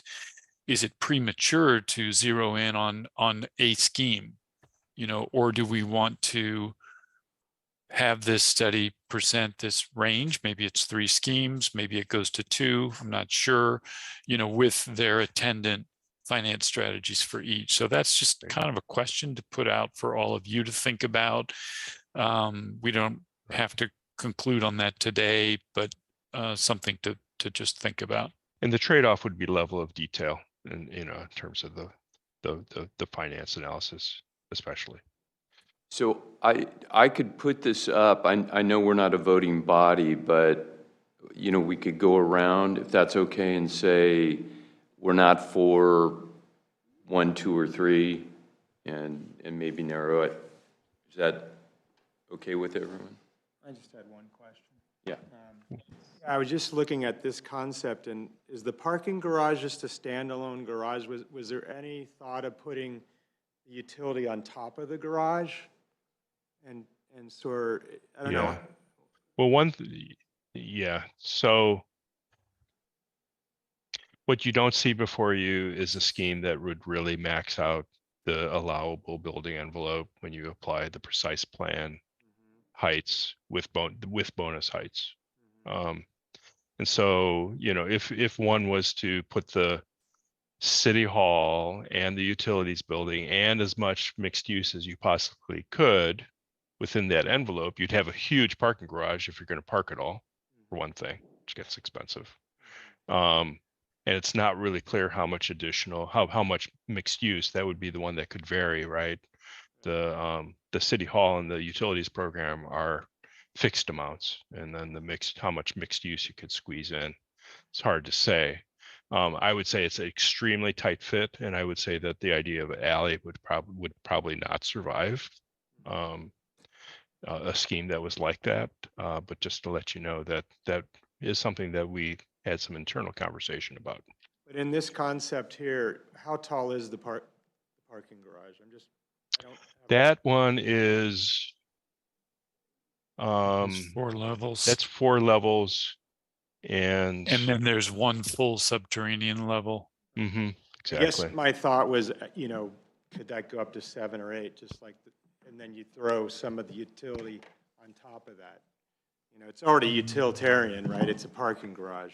So it might, Right. But that I think that would then exceed our height limits, because if you look at the program for utilities building and place that on top of the footprint for parking, it's, you know, it's gonna go too high. yeah. Right. But if you Combination, though. kept the utilities building roughly, yeah, anyway. Um, I think you know, Maybe we can think of like some uses on top of the garage, which kind of make this into a blended, semi-blended scheme, but is also not of very parking heavy use, like, you know, really small affordable housing, a home key project, or, you know, dorm kind of a multifamily, multi-residential project, resident project that is kind of really serving the immediate community instead of a parking heavy that will add parking need. Yeah. And I also believe in the precise plan, we are looking at parking more as a district strategy than a block by block strategy. So I think, and we don't need to park any of this at all. It's a market need, like with AB 2097, like, or 95, the new laws within the half-mile radius of the transit, we don't have to provide any parking. So I don't think so the parking should be the matrix at all in designing these concepts, especially we are so early on, as Jim shared, with the strategy. So I would say, like, let's get to the best mix of uses and space planning and not burden ourselves, at least with the matrix of parking. Yeah, I think that's some great points. I think one thing that I like about this scheme is that it does emphasize the residential, and that all sort of parks itself within that parcel on the east. You know, it sort of blends the parking requirement and the residential uses, townhomes facing Lafayette in a nice way, or facing Homestead, sorry, yeah. And then the city hall parks itself all on that one subterranean level. So there's kind of a nice segregation, if you will. Just as an aside, another way to look at these schemes is in terms of the proportion or the level of private development, with this one, scheme 2, being the most private development, and then scheme 1 being sort of the middle, with with still substantial, but not the most private development, and then scheme 3 being, none at all public uses. So there's sort of degrees of the magnitude of private development on these 3. I think one more thing I like what Manuel shared was like, as city staff and employees, they should have equal access to the new amenities that will come in the city if we ever build this. So I would like to see kind of the consolidated version with the density overlay of blended, if that's kind of the perfect version, if it fits. And if you're reaching kind of like, we are looking at the precise plan as a whole. So yes, we might reach a little bit more capacity on this block, and we might, like it's so out in the future, we don't know what's going to happen with Franklin Street blocks, like the actual Franklin Square blocks or the post office blocks. So it might be a good idea to have some density transfer within the blocks if possible. At least leave that as an open-ended strategy for that density being transferred from one block to other block if it works out financially.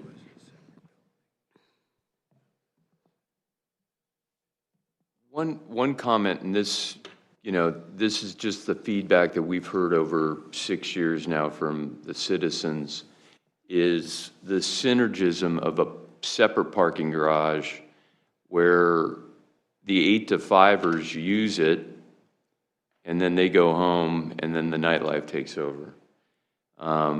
So I don't know, as from a financing standpoint, how to pull that off, but Yeah, that's something very much on our minds on these schemes, is that, the ability to share the parking, between complementary, times of the week and complementary uses. Sorry, Matt, if you can pull that last image up just real quick for one last point on that.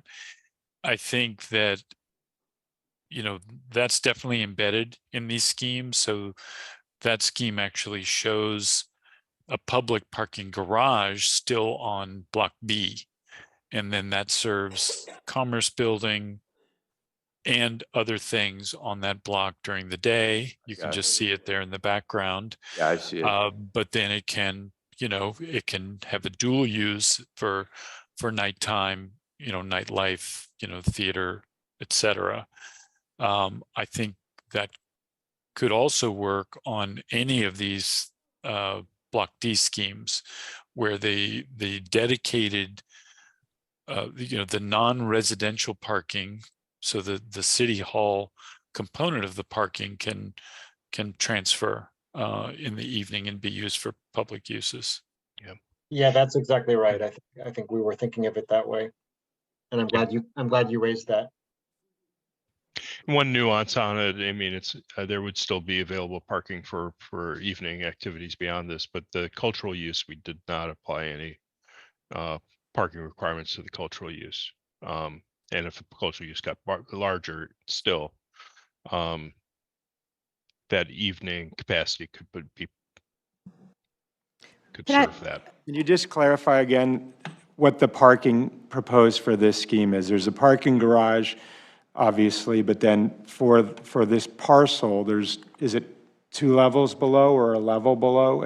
One level below. Level below. And that more than satisfies the city hall parking requirement. And then the residential parking, which is underneath the rooftop green that you see there, is all just, that's podium parking, all dedicated to residential. Got it. Okay, thank you. Yeah. I had a question.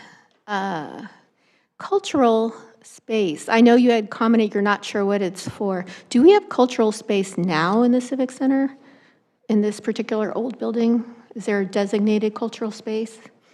There isn't. So how do you define, because he wasn't sure what it is, and I'm not sure either, what is the cultural space? It's almost as big as the council chambers.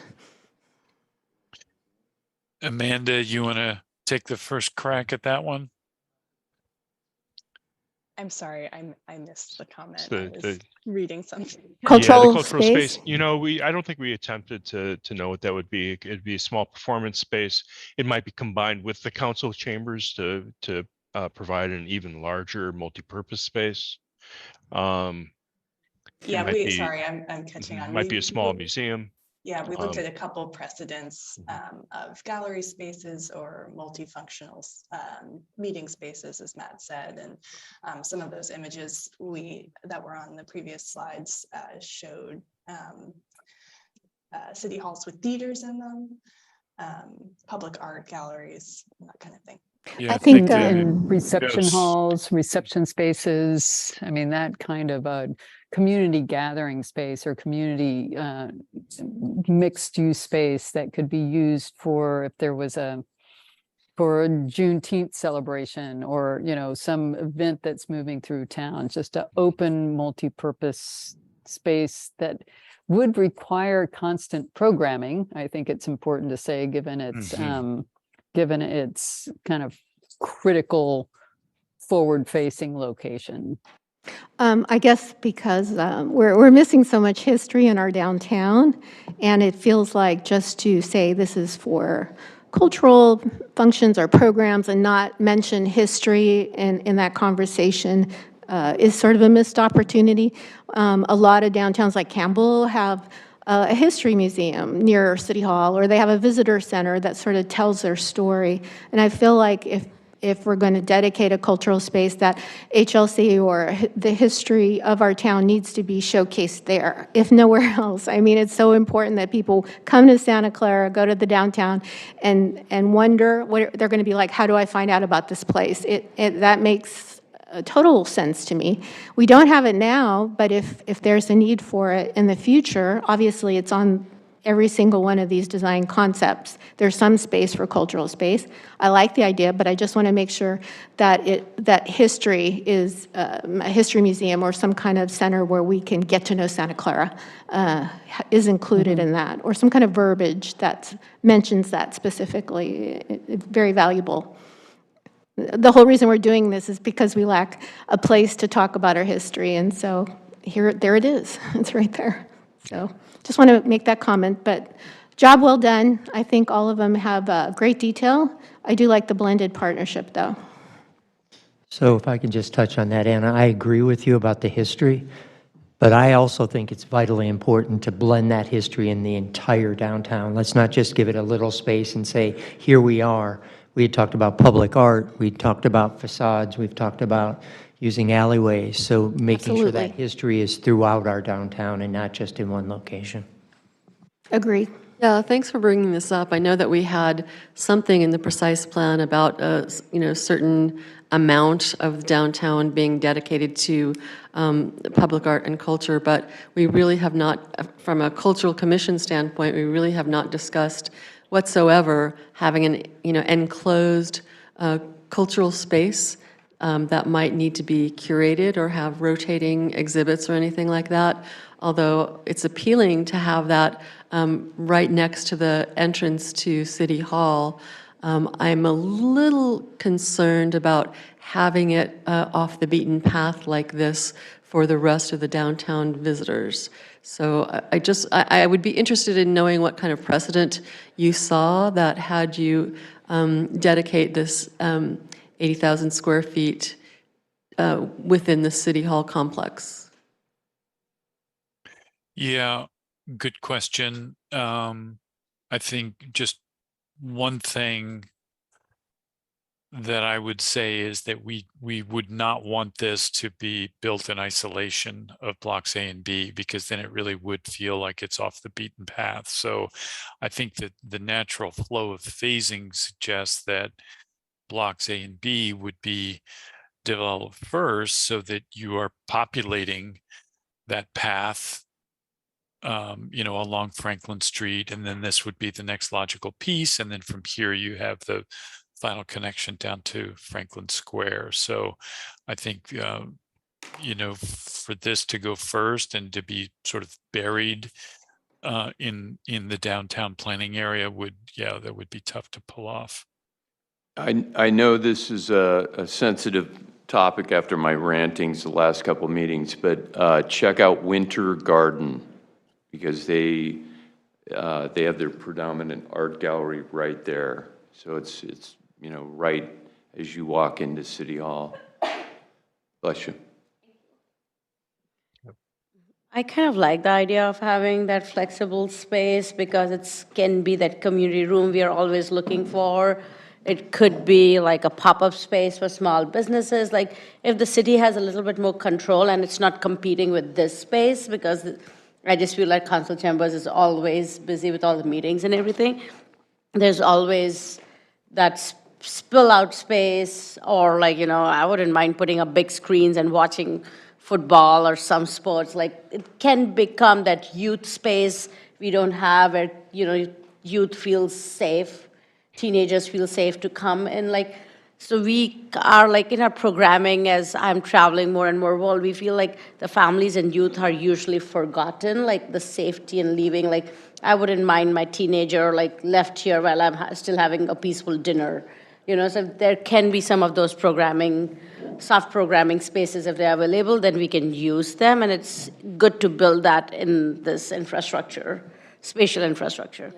What we lack right now is really, a vehicle, either a staff position or any kind of endowment or revenue stream to actually curate a community space or a cultural space like that. And that's something that we have talked about as being the role of the Cultural Commission at some point in the future.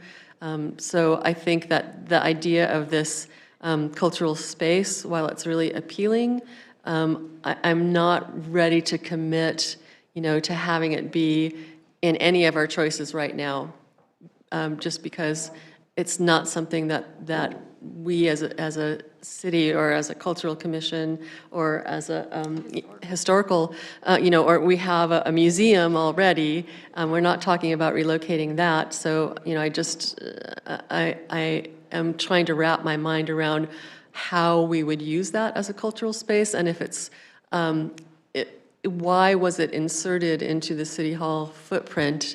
Is it something that's, being taken away from another portion of the precise plan, or was it just something that seemed like it would be a good use of that as a public, entry to the lobby and lots of exposure? Yeah, so you're kind of zeroing in on a very good question, and I think it's useful now to just zoom out a little bit, put our precise plan hats back on. This should not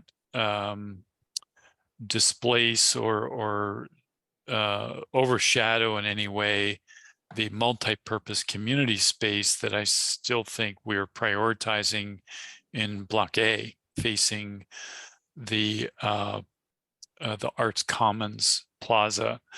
So that's a more developed program. It might have multiple rooms of, different sized venues. It would have the kind of flexibility to accommodate all kinds of different events, from performing arts to, community meetings to art shows, etc. So I still think that concept of having the cultural anchor, if you will, is not here. It's not in this block or in this building. That's still in Block A. We had shown an alternative for that more developed community center in Block F. So that's in the precise plan. So that one is shown as an alternative because, if for any reason Block A and B are developed, and for some reason that program element doesn't make it into those developments, that there's another spot, and it would activate the Park Plaza public space at the intersection of Main and Franklin, and that would be, another valid place to provide that cultural anchor, that activating use. So, first priority in Block A on Arts Commons, second priority on the, the Park Plaza. So keeping that in mind, I think the genesis of this is, can we have just a very small component of that cultural activator in City Hall and have this be sort of a multi-purpose room that could be used for different things, but it's not meant to take the place of the larger anchor that would still occur, and that would be in another place. Okay, thank you. And actually, the Cultural Commission does have some rotating exhibits that we try to place in City Hall and in the libraries. So, it's not a terrible idea. I'm just wondering where it came from specifically in these footprints as something that would be a dedicated space for cultural activities or exhibitions. Yeah, I think we, as with like Mountain View and other civic centers that we looked at, the civic center development was seen as an opportunity to deliver some cultural space, and so we were kind of riffing off of that.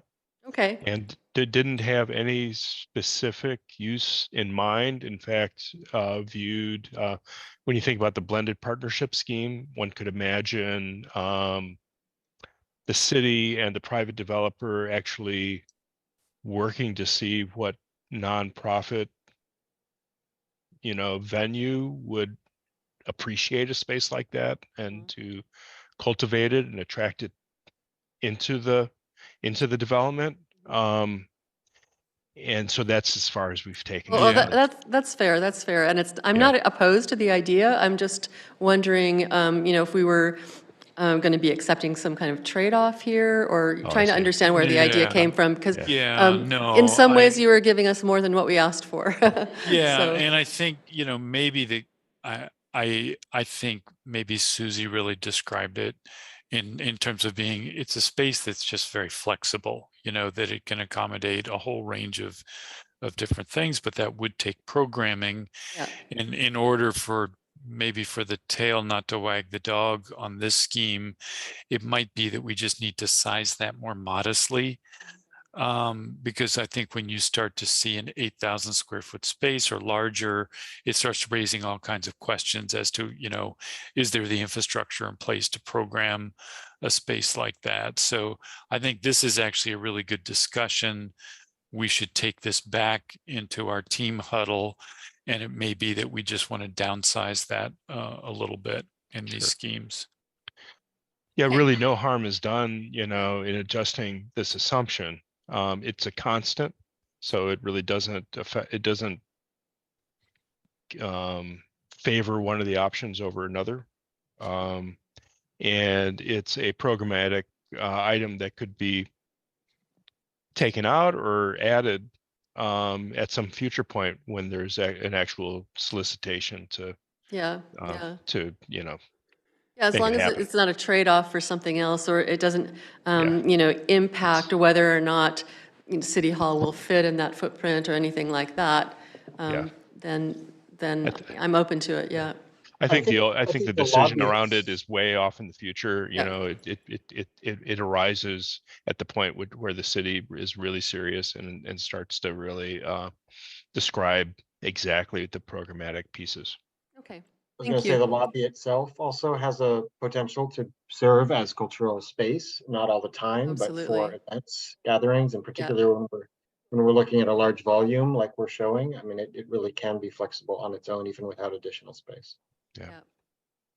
Okay, thank you.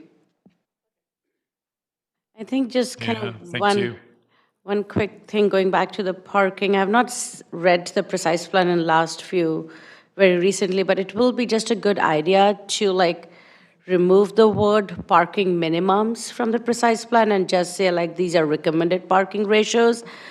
It just creates a level of confusion that we already have preemptive state laws, and just kind of, I don't know, Leslie, if the precise plan will go through a legislative review of the state laws, any preemptive state laws, which, because it's going out after a lot of legislative changes that came last year. Right, and the parking one, the whole precise plan area is not within that Yeah. radius for the park, no parking to apply, only part of it. So I think in the precise plan, it's important to have some guidance. Yeah. But yeah, our city attorney will be reviewing the form-based code for all of the legislative items. Thank you.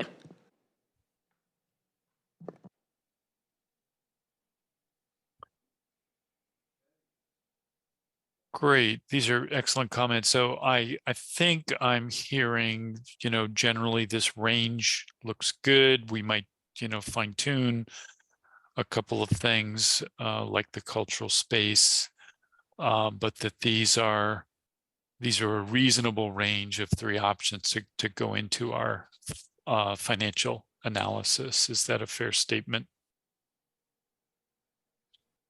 Yeah, I think so. So I think if we've asked our questions here, we want to open it for public comment.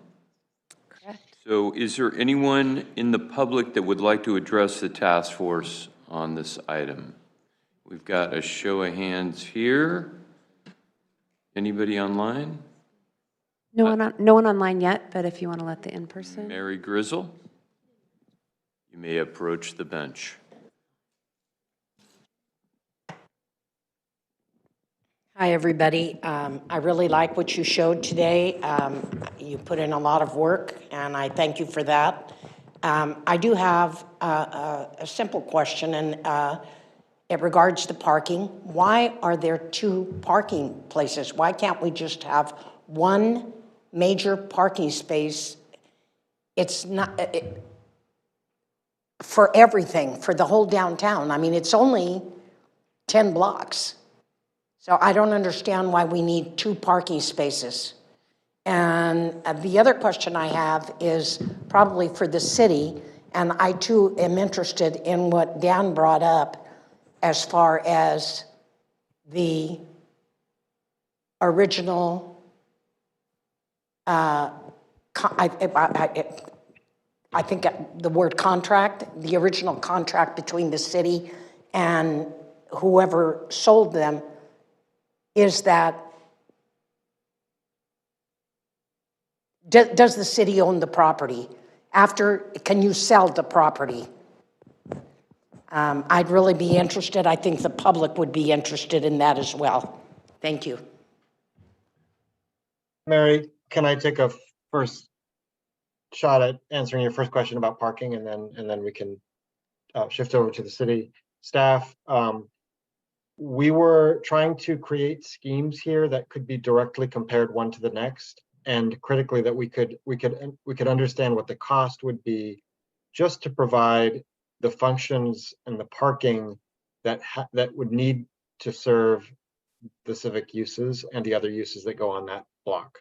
And I think Matt said a few times, and I think it's a good point, it doesn't mean that you couldn't build more parking. And I think that especially applies to the scheme where we looked at and we started to think, well, does this really max out the envelope? Could we actually get more out of this site? I think one thing that we could get more out of the site by doing would be to provide more parking to serve uses beyond that block. But we didn't want to, in a sense, muddy the waters by showing that in the scheme. Thank you, Peter. We do have one hand online. I think Mary had another question as well. She had a question about if City Hall leaves the current City Hall site, does the land revert back to the original landowner, or does the city own it? And that's not something we can answer right now.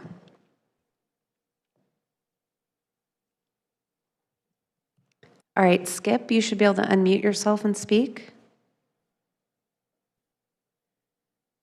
Thank you, Leslie.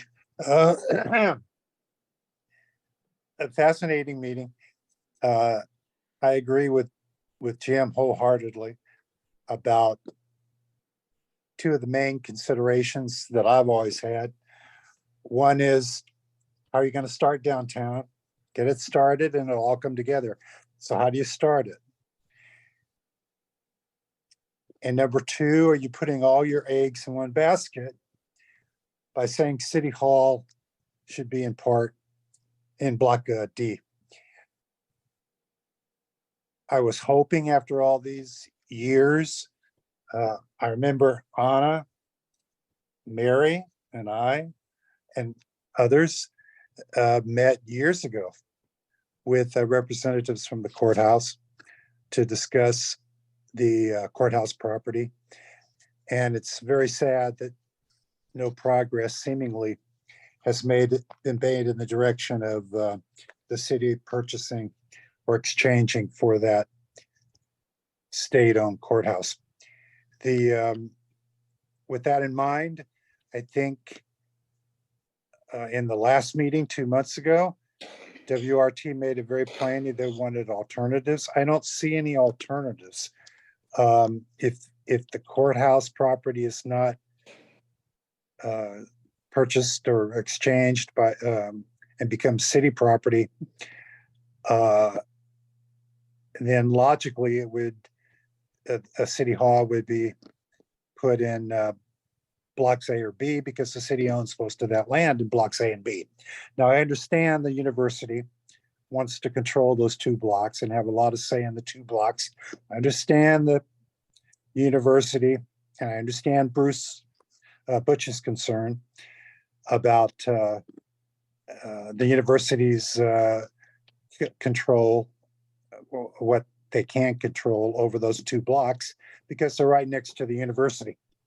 So, and I don't have any problem with a hotel that they want or a performing arts center that they want in Block A. But that is mostly city-owned block. Block B is completely owned by the city. And a year and a half ago, the city completely took ownership, 100% ownership of the Commerce Building. And the Commerce Building at 90,000 square feet is exactly the size that Silicon Valley Power needs for their offices. But that Commerce Building is half empty.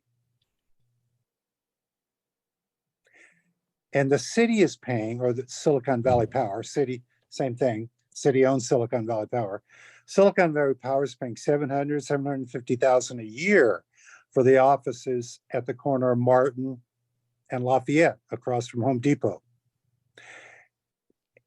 If you're going to use that criteria, that rental criteria, that means the city's losing $250,000 at least, maybe $350,000 a year because half of the Commerce Building is vacant.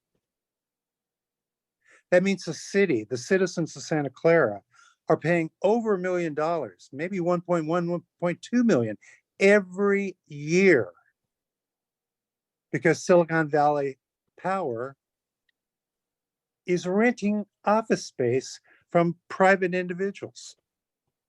And the Commerce Building is only half full.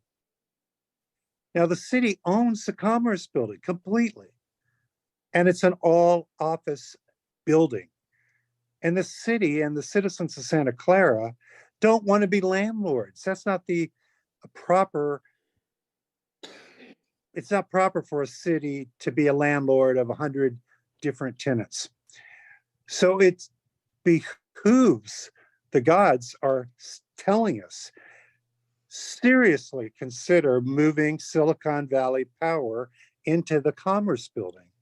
And it just so happens that the leases on the Commerce Building expire in the next, in mid 2024, at the same time that the offices that Silicon Valley Power is renting, that lease expires at the same time. So it's a perfect opportunity to seriously put Silicon Valley Power in the Commerce Building. That will allow nighttime parking and full-time parking during the daytime. WRT in their first public meeting about downtown, which was attended by at least 100 people, it was pointed out over and over and over, the most important thing for a successful downtown is office buildings, offices.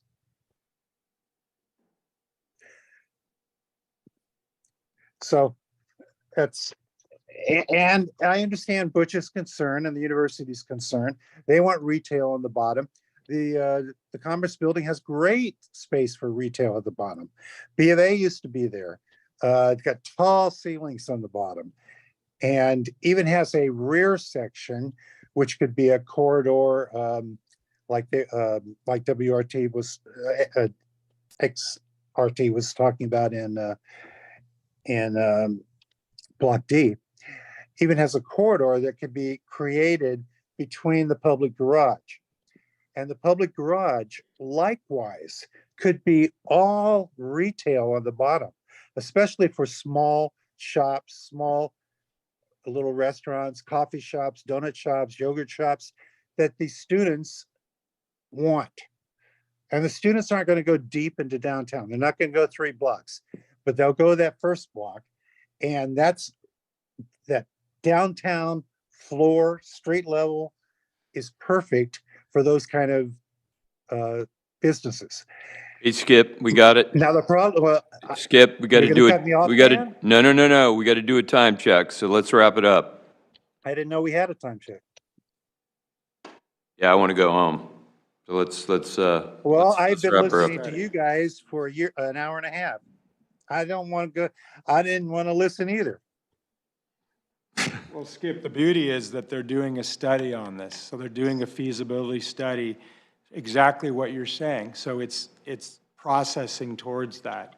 So everything you brought up, we're going to be, cities looking at it, which is great. And you got your point across. Absolutely. I don't want to cut you off, but yeah, I don't want Okay, to. I'll wind it up pretty quickly then, if you will allow me the pleasure. I was cut off last time, 2 months ago. I didn't think Dan would cut me off, but obviously I was rattling on too much. A big concern I have of what was presented tonight was on Plan 3, where you have City Hall on one side of Main Street and you have Silicon Valley Power on the other side of Main Street. That would make that section of Main Street dark at night. Skip, that was actually a former scheme that was not in the 3 presented tonight. So the scheme 3 actually has the utilities building, which is Silicon Valley plus water and sewer facing Franklin, and then City Hall facing Main Street. Well, hopefully Main Street, which is supposed to be the, along with Franklin, such a tremendously important street for downtown, will not be dead at night. And will be some street that the public will want to go down. Yep. Also, there was a concern with mine about subterranean parking. I thought there was an archaeologist concerned about underground parking. Has that been looked into at all? That would be with any project that would be proposed through the environmental document. Okay. And the last thing I'll say is the city of Campbell did not become popular. It did not take off, if you will, until they built a garage right downtown. And unfortunately, they built a garage that was only 3 levels tall, so it's always full. That's why I would propose at least a 6-story parking garage in back of the Commerce Building with the street level being for retail or for movie theaters or whatever the citizens want. Okay, I'm done, Dan. Thank you, Skip. Appreciate it. Is there anyone else online? There are no other hands. All right, so with that, we're moving on. Yes, Butch. I'd just like to make one comment that Skip brought up, because we had this discussion early on about Santa Clara University and our control of the downtown. First and foremost, we've never advocated that the university take over the downtown. We have no desire to do that. Both Chan and I have been given clear direction that says the purpose of the downtown is twofold. The first is to serve and benefit the community, which includes the university, but does not exclude the community surrounding the university. And second, and probably foremost, is the university is here to make sure that that Block A and B gets built as a catalyst for downtown, whatever that catalyst may be. So the feeling that the university is trying to direct the Lafayette Street part of this project is not correct. So I just wanted to make sure the record was set straight on that. Thank you. Thank you, Butch. Any other comments? Going on. So we're moving on to item 4. That is correct. You're going to announce that? Yeah. Thank you to the consultant team for your presentation this evening. Yep. Thank you all for your time and for your helpful comments. Yeah, you guys, great job. Thank you so much. Thank you. Good night. All right, moving on to item 4, we have Member Varjane here to share a case study with us where developers invested in placemaking and architecture. This was continued from the last 2 task force meetings, so it's finally here. And if you give me a second, I have the presentation. I'll share it up on the screen. I promise I'm gonna make it quick because I do wanna go back to my toddler. I haven't seen him since 8:30 in the morning.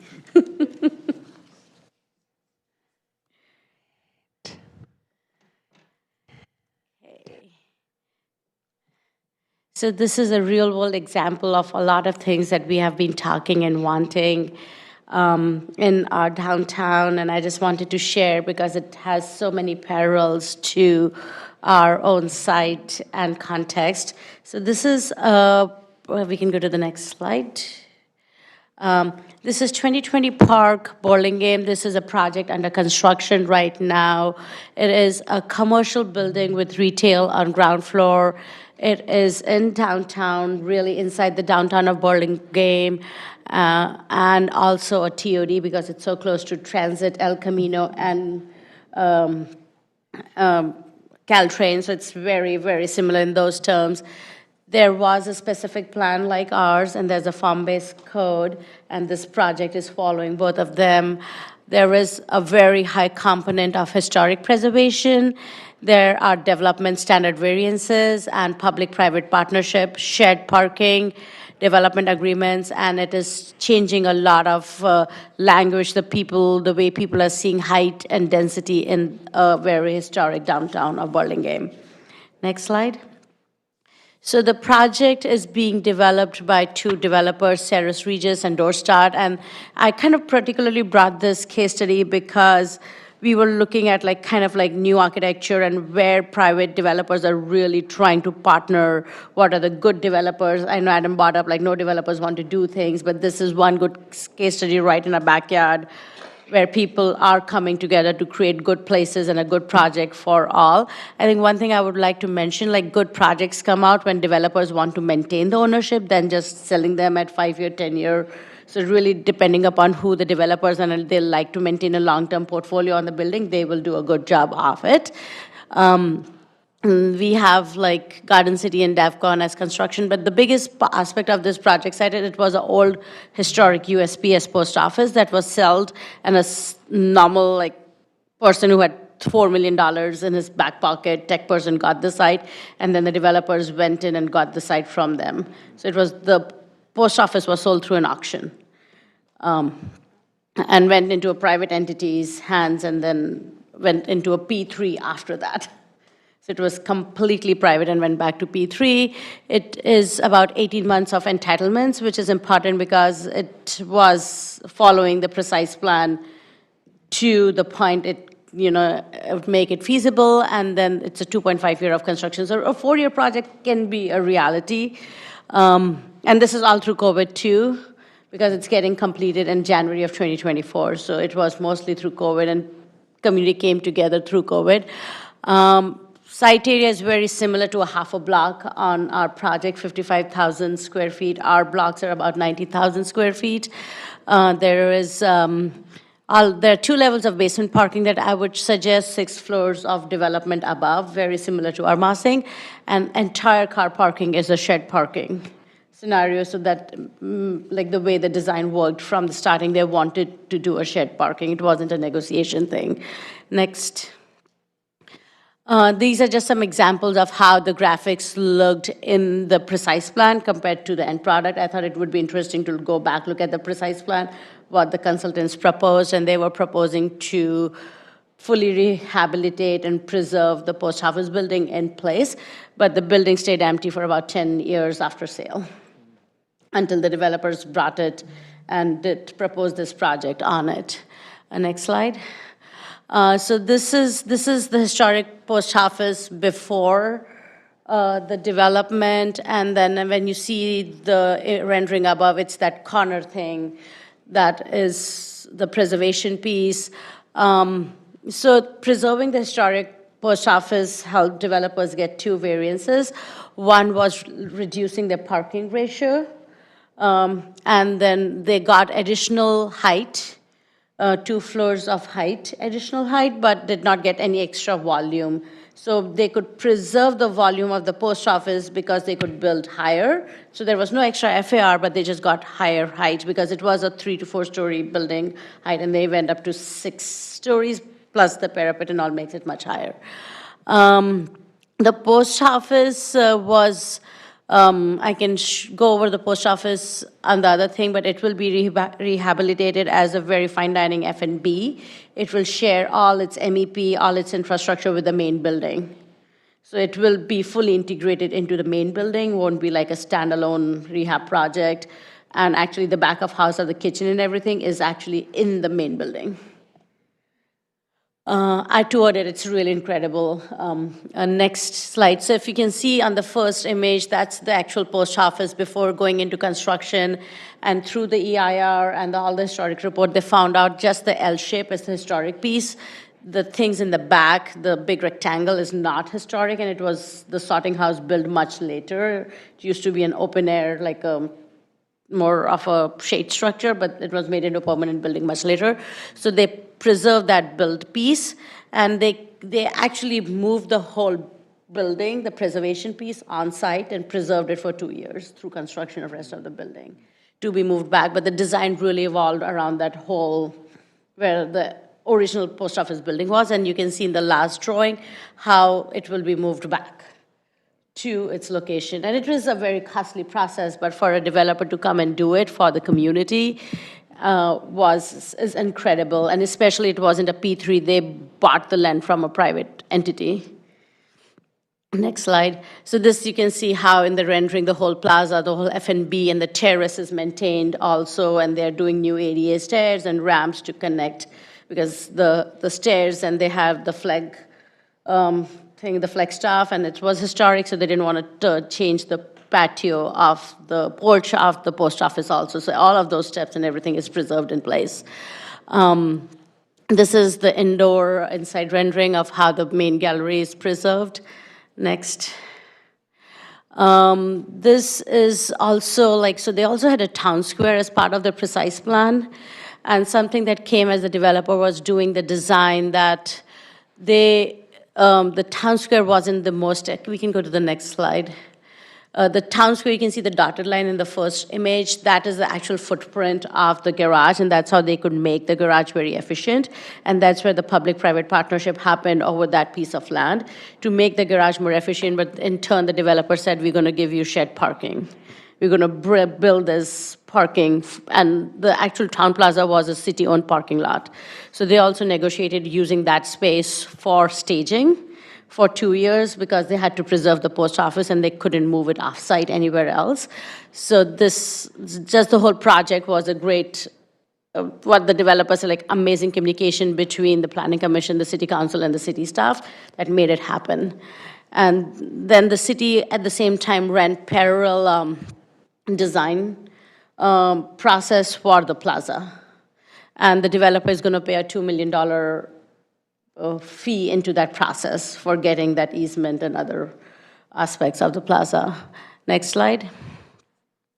You can see just kind of how some of the streetscape is working, that even within their design, they defined like in the pink, you see those are clear walking zone, and anything inside towards the pink to the building is the facade for, private tables and chairs and outdoor dining and whatever outdoor functions the private building has to do, but they tried to follow that very closely per the precise plan.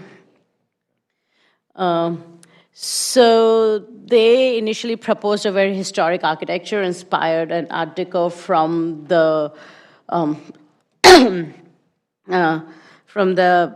the post office, but when they went to Planning Commission said, we actually want to see the contrast, so the post office stands out. And that's when they went and kind of did a little bit more modern architecture. So they kept the colors more muted, but still they went in with a more modern architecture, started giving terraces and a lot of kind of the crown to the building, and those features did not exist in the older renderings.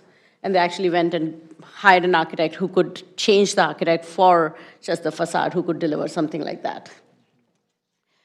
I would say, yeah, the restaurants are designed to be flexible retail space with restaurant uses. There is integration of the frontage that opens towards the town square for maintenance and be used more by the building. So there is some of that contract done in the development agreement with the city on maintenance.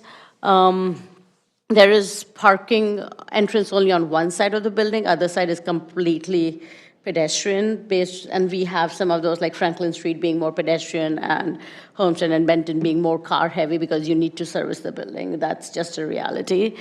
There was 80% transparency on ground floor code from the form-based code that they have followed. I just wanted to point that out, so how some of these things that we are writing start becoming reality when these projects become. Maybe next slide. Yeah, so this is just about community engagement because the precise plan and the form-based code was already adopted. The developer was not required to do any community meeting with the community, but just the public hearings, Planning Commission, Council, and a study session. But they went and did actively worked with the Historic Commission, Historic Society. They did a lot of stakeholder neighborhood meetings, and they actively participated in the Town Plaza design, which was working there were two separate landscape architects, so they were working in tandem because they wanted the whole space to look one.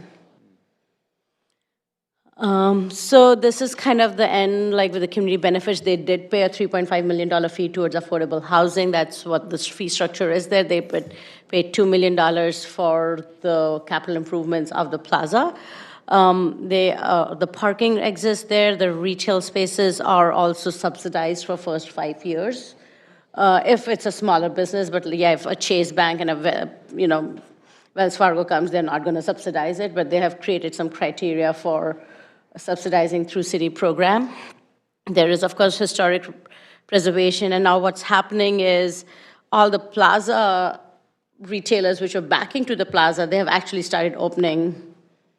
They're building permits in to open the doors towards the plaza. The plaza is not even built, but the owners already have building permits to open the doors and be part of the plaza. So it's just spurring a very positive change in a downtown which had not seen new construction, especially of this density and height, for a very long time. I just wanted to share, these are just links to everything that I shared from local newspapers and public. You guys can look at it. And the next slide is just a quick review of report, and there's a link to this report from ULI, but how open spaces can have significant returns on private development. And that report is very detailed. You guys can look in your own time, but I'm happy to answer any questions that come up from that report through Leslie via email. I think, yeah, these are some of the case studies, but too much to cover. Thank you. That was great. I mean, it's amazing how the similarities are. We have a historic post office, and it probably takes up less than a half block, obviously. So there's, I think they did the right thing in not trying to match the historic deco style. That's part of the the Secretary of Interior standards, which is great.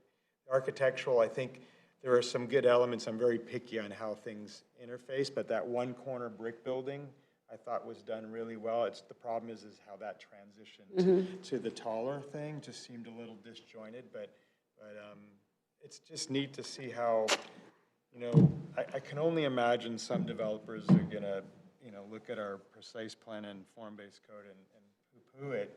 But I think the creative ones will see it as an opportunity to streamline the process, and they'll find a way to make it happen. So that's a very positive, encouraging thing, so thank you. Yeah, for doing that. I really thought we need to see some actual examples where developers are doing Real- good. real life. Real life, doing and have the right intentions, and community is working hand in hand as more of a collaborative thing than being against each other. Yeah.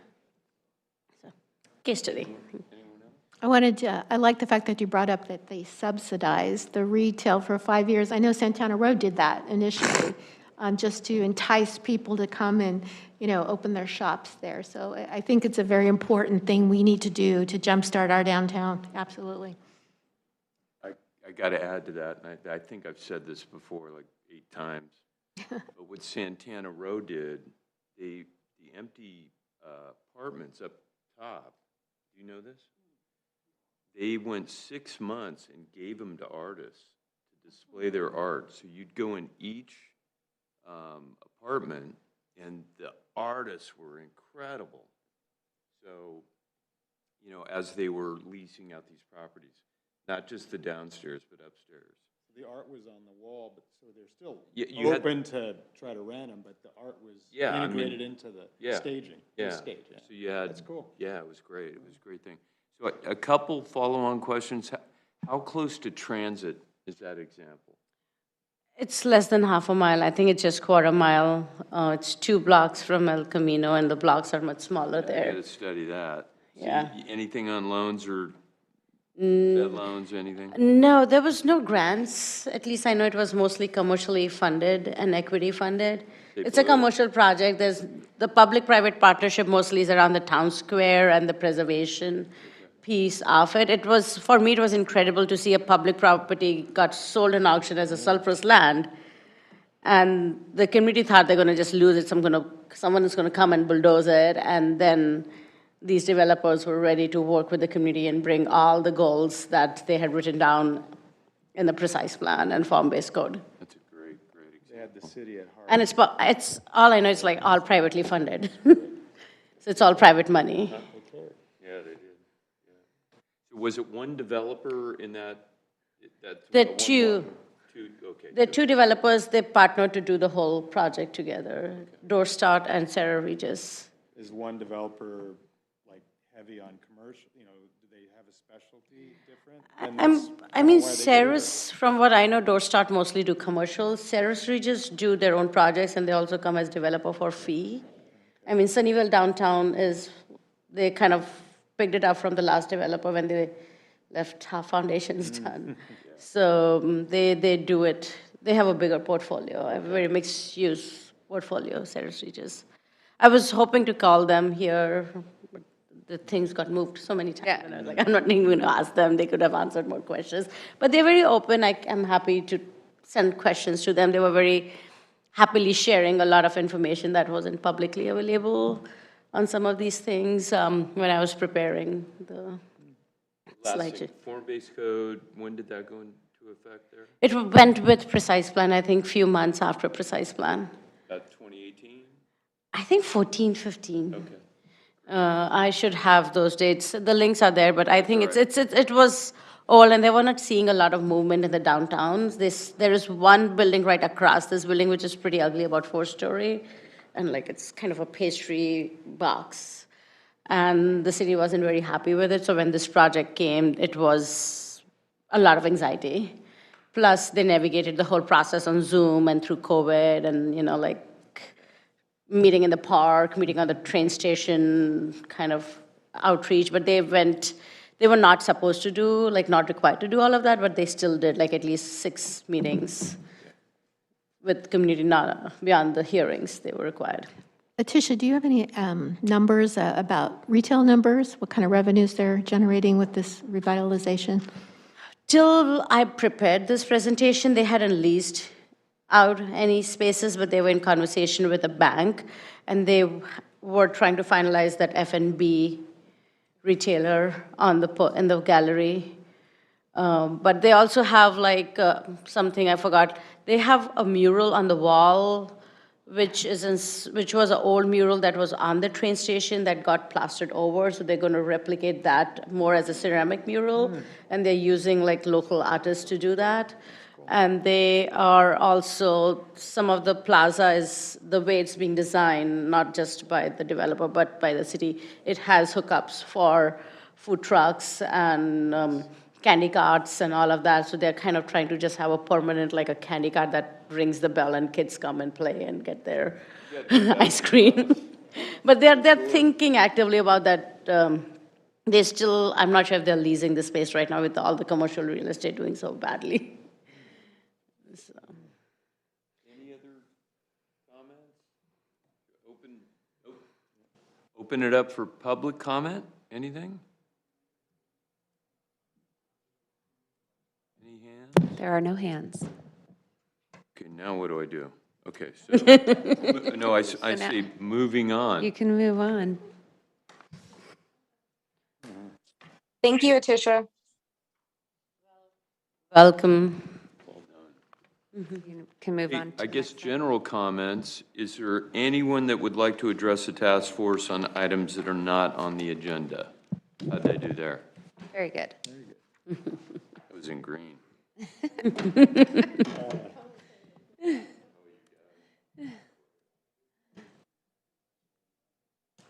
Hearing none? Yeah, I see none. None?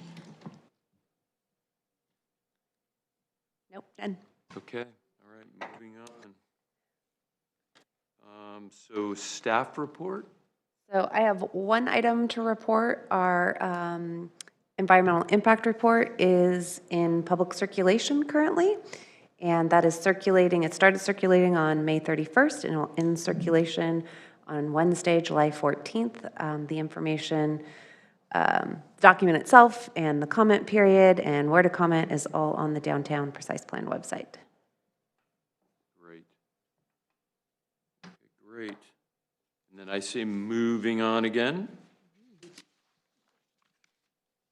All right. So with that, is there a motion to adjourn the meeting of June 16th? Oh, Yeah, it says- that's my bad. Ava? Should be a 5. Well, how about the 5th? How about the 5th? Man, I had such a good record. And we'll move to adjourn the meeting on the 15th. Okay. You guys want to have a meeting on the 16th? You want to motion that? No, okay. I will second that motion. On the 15th. Okay, so all in favor? Aye. All opposed?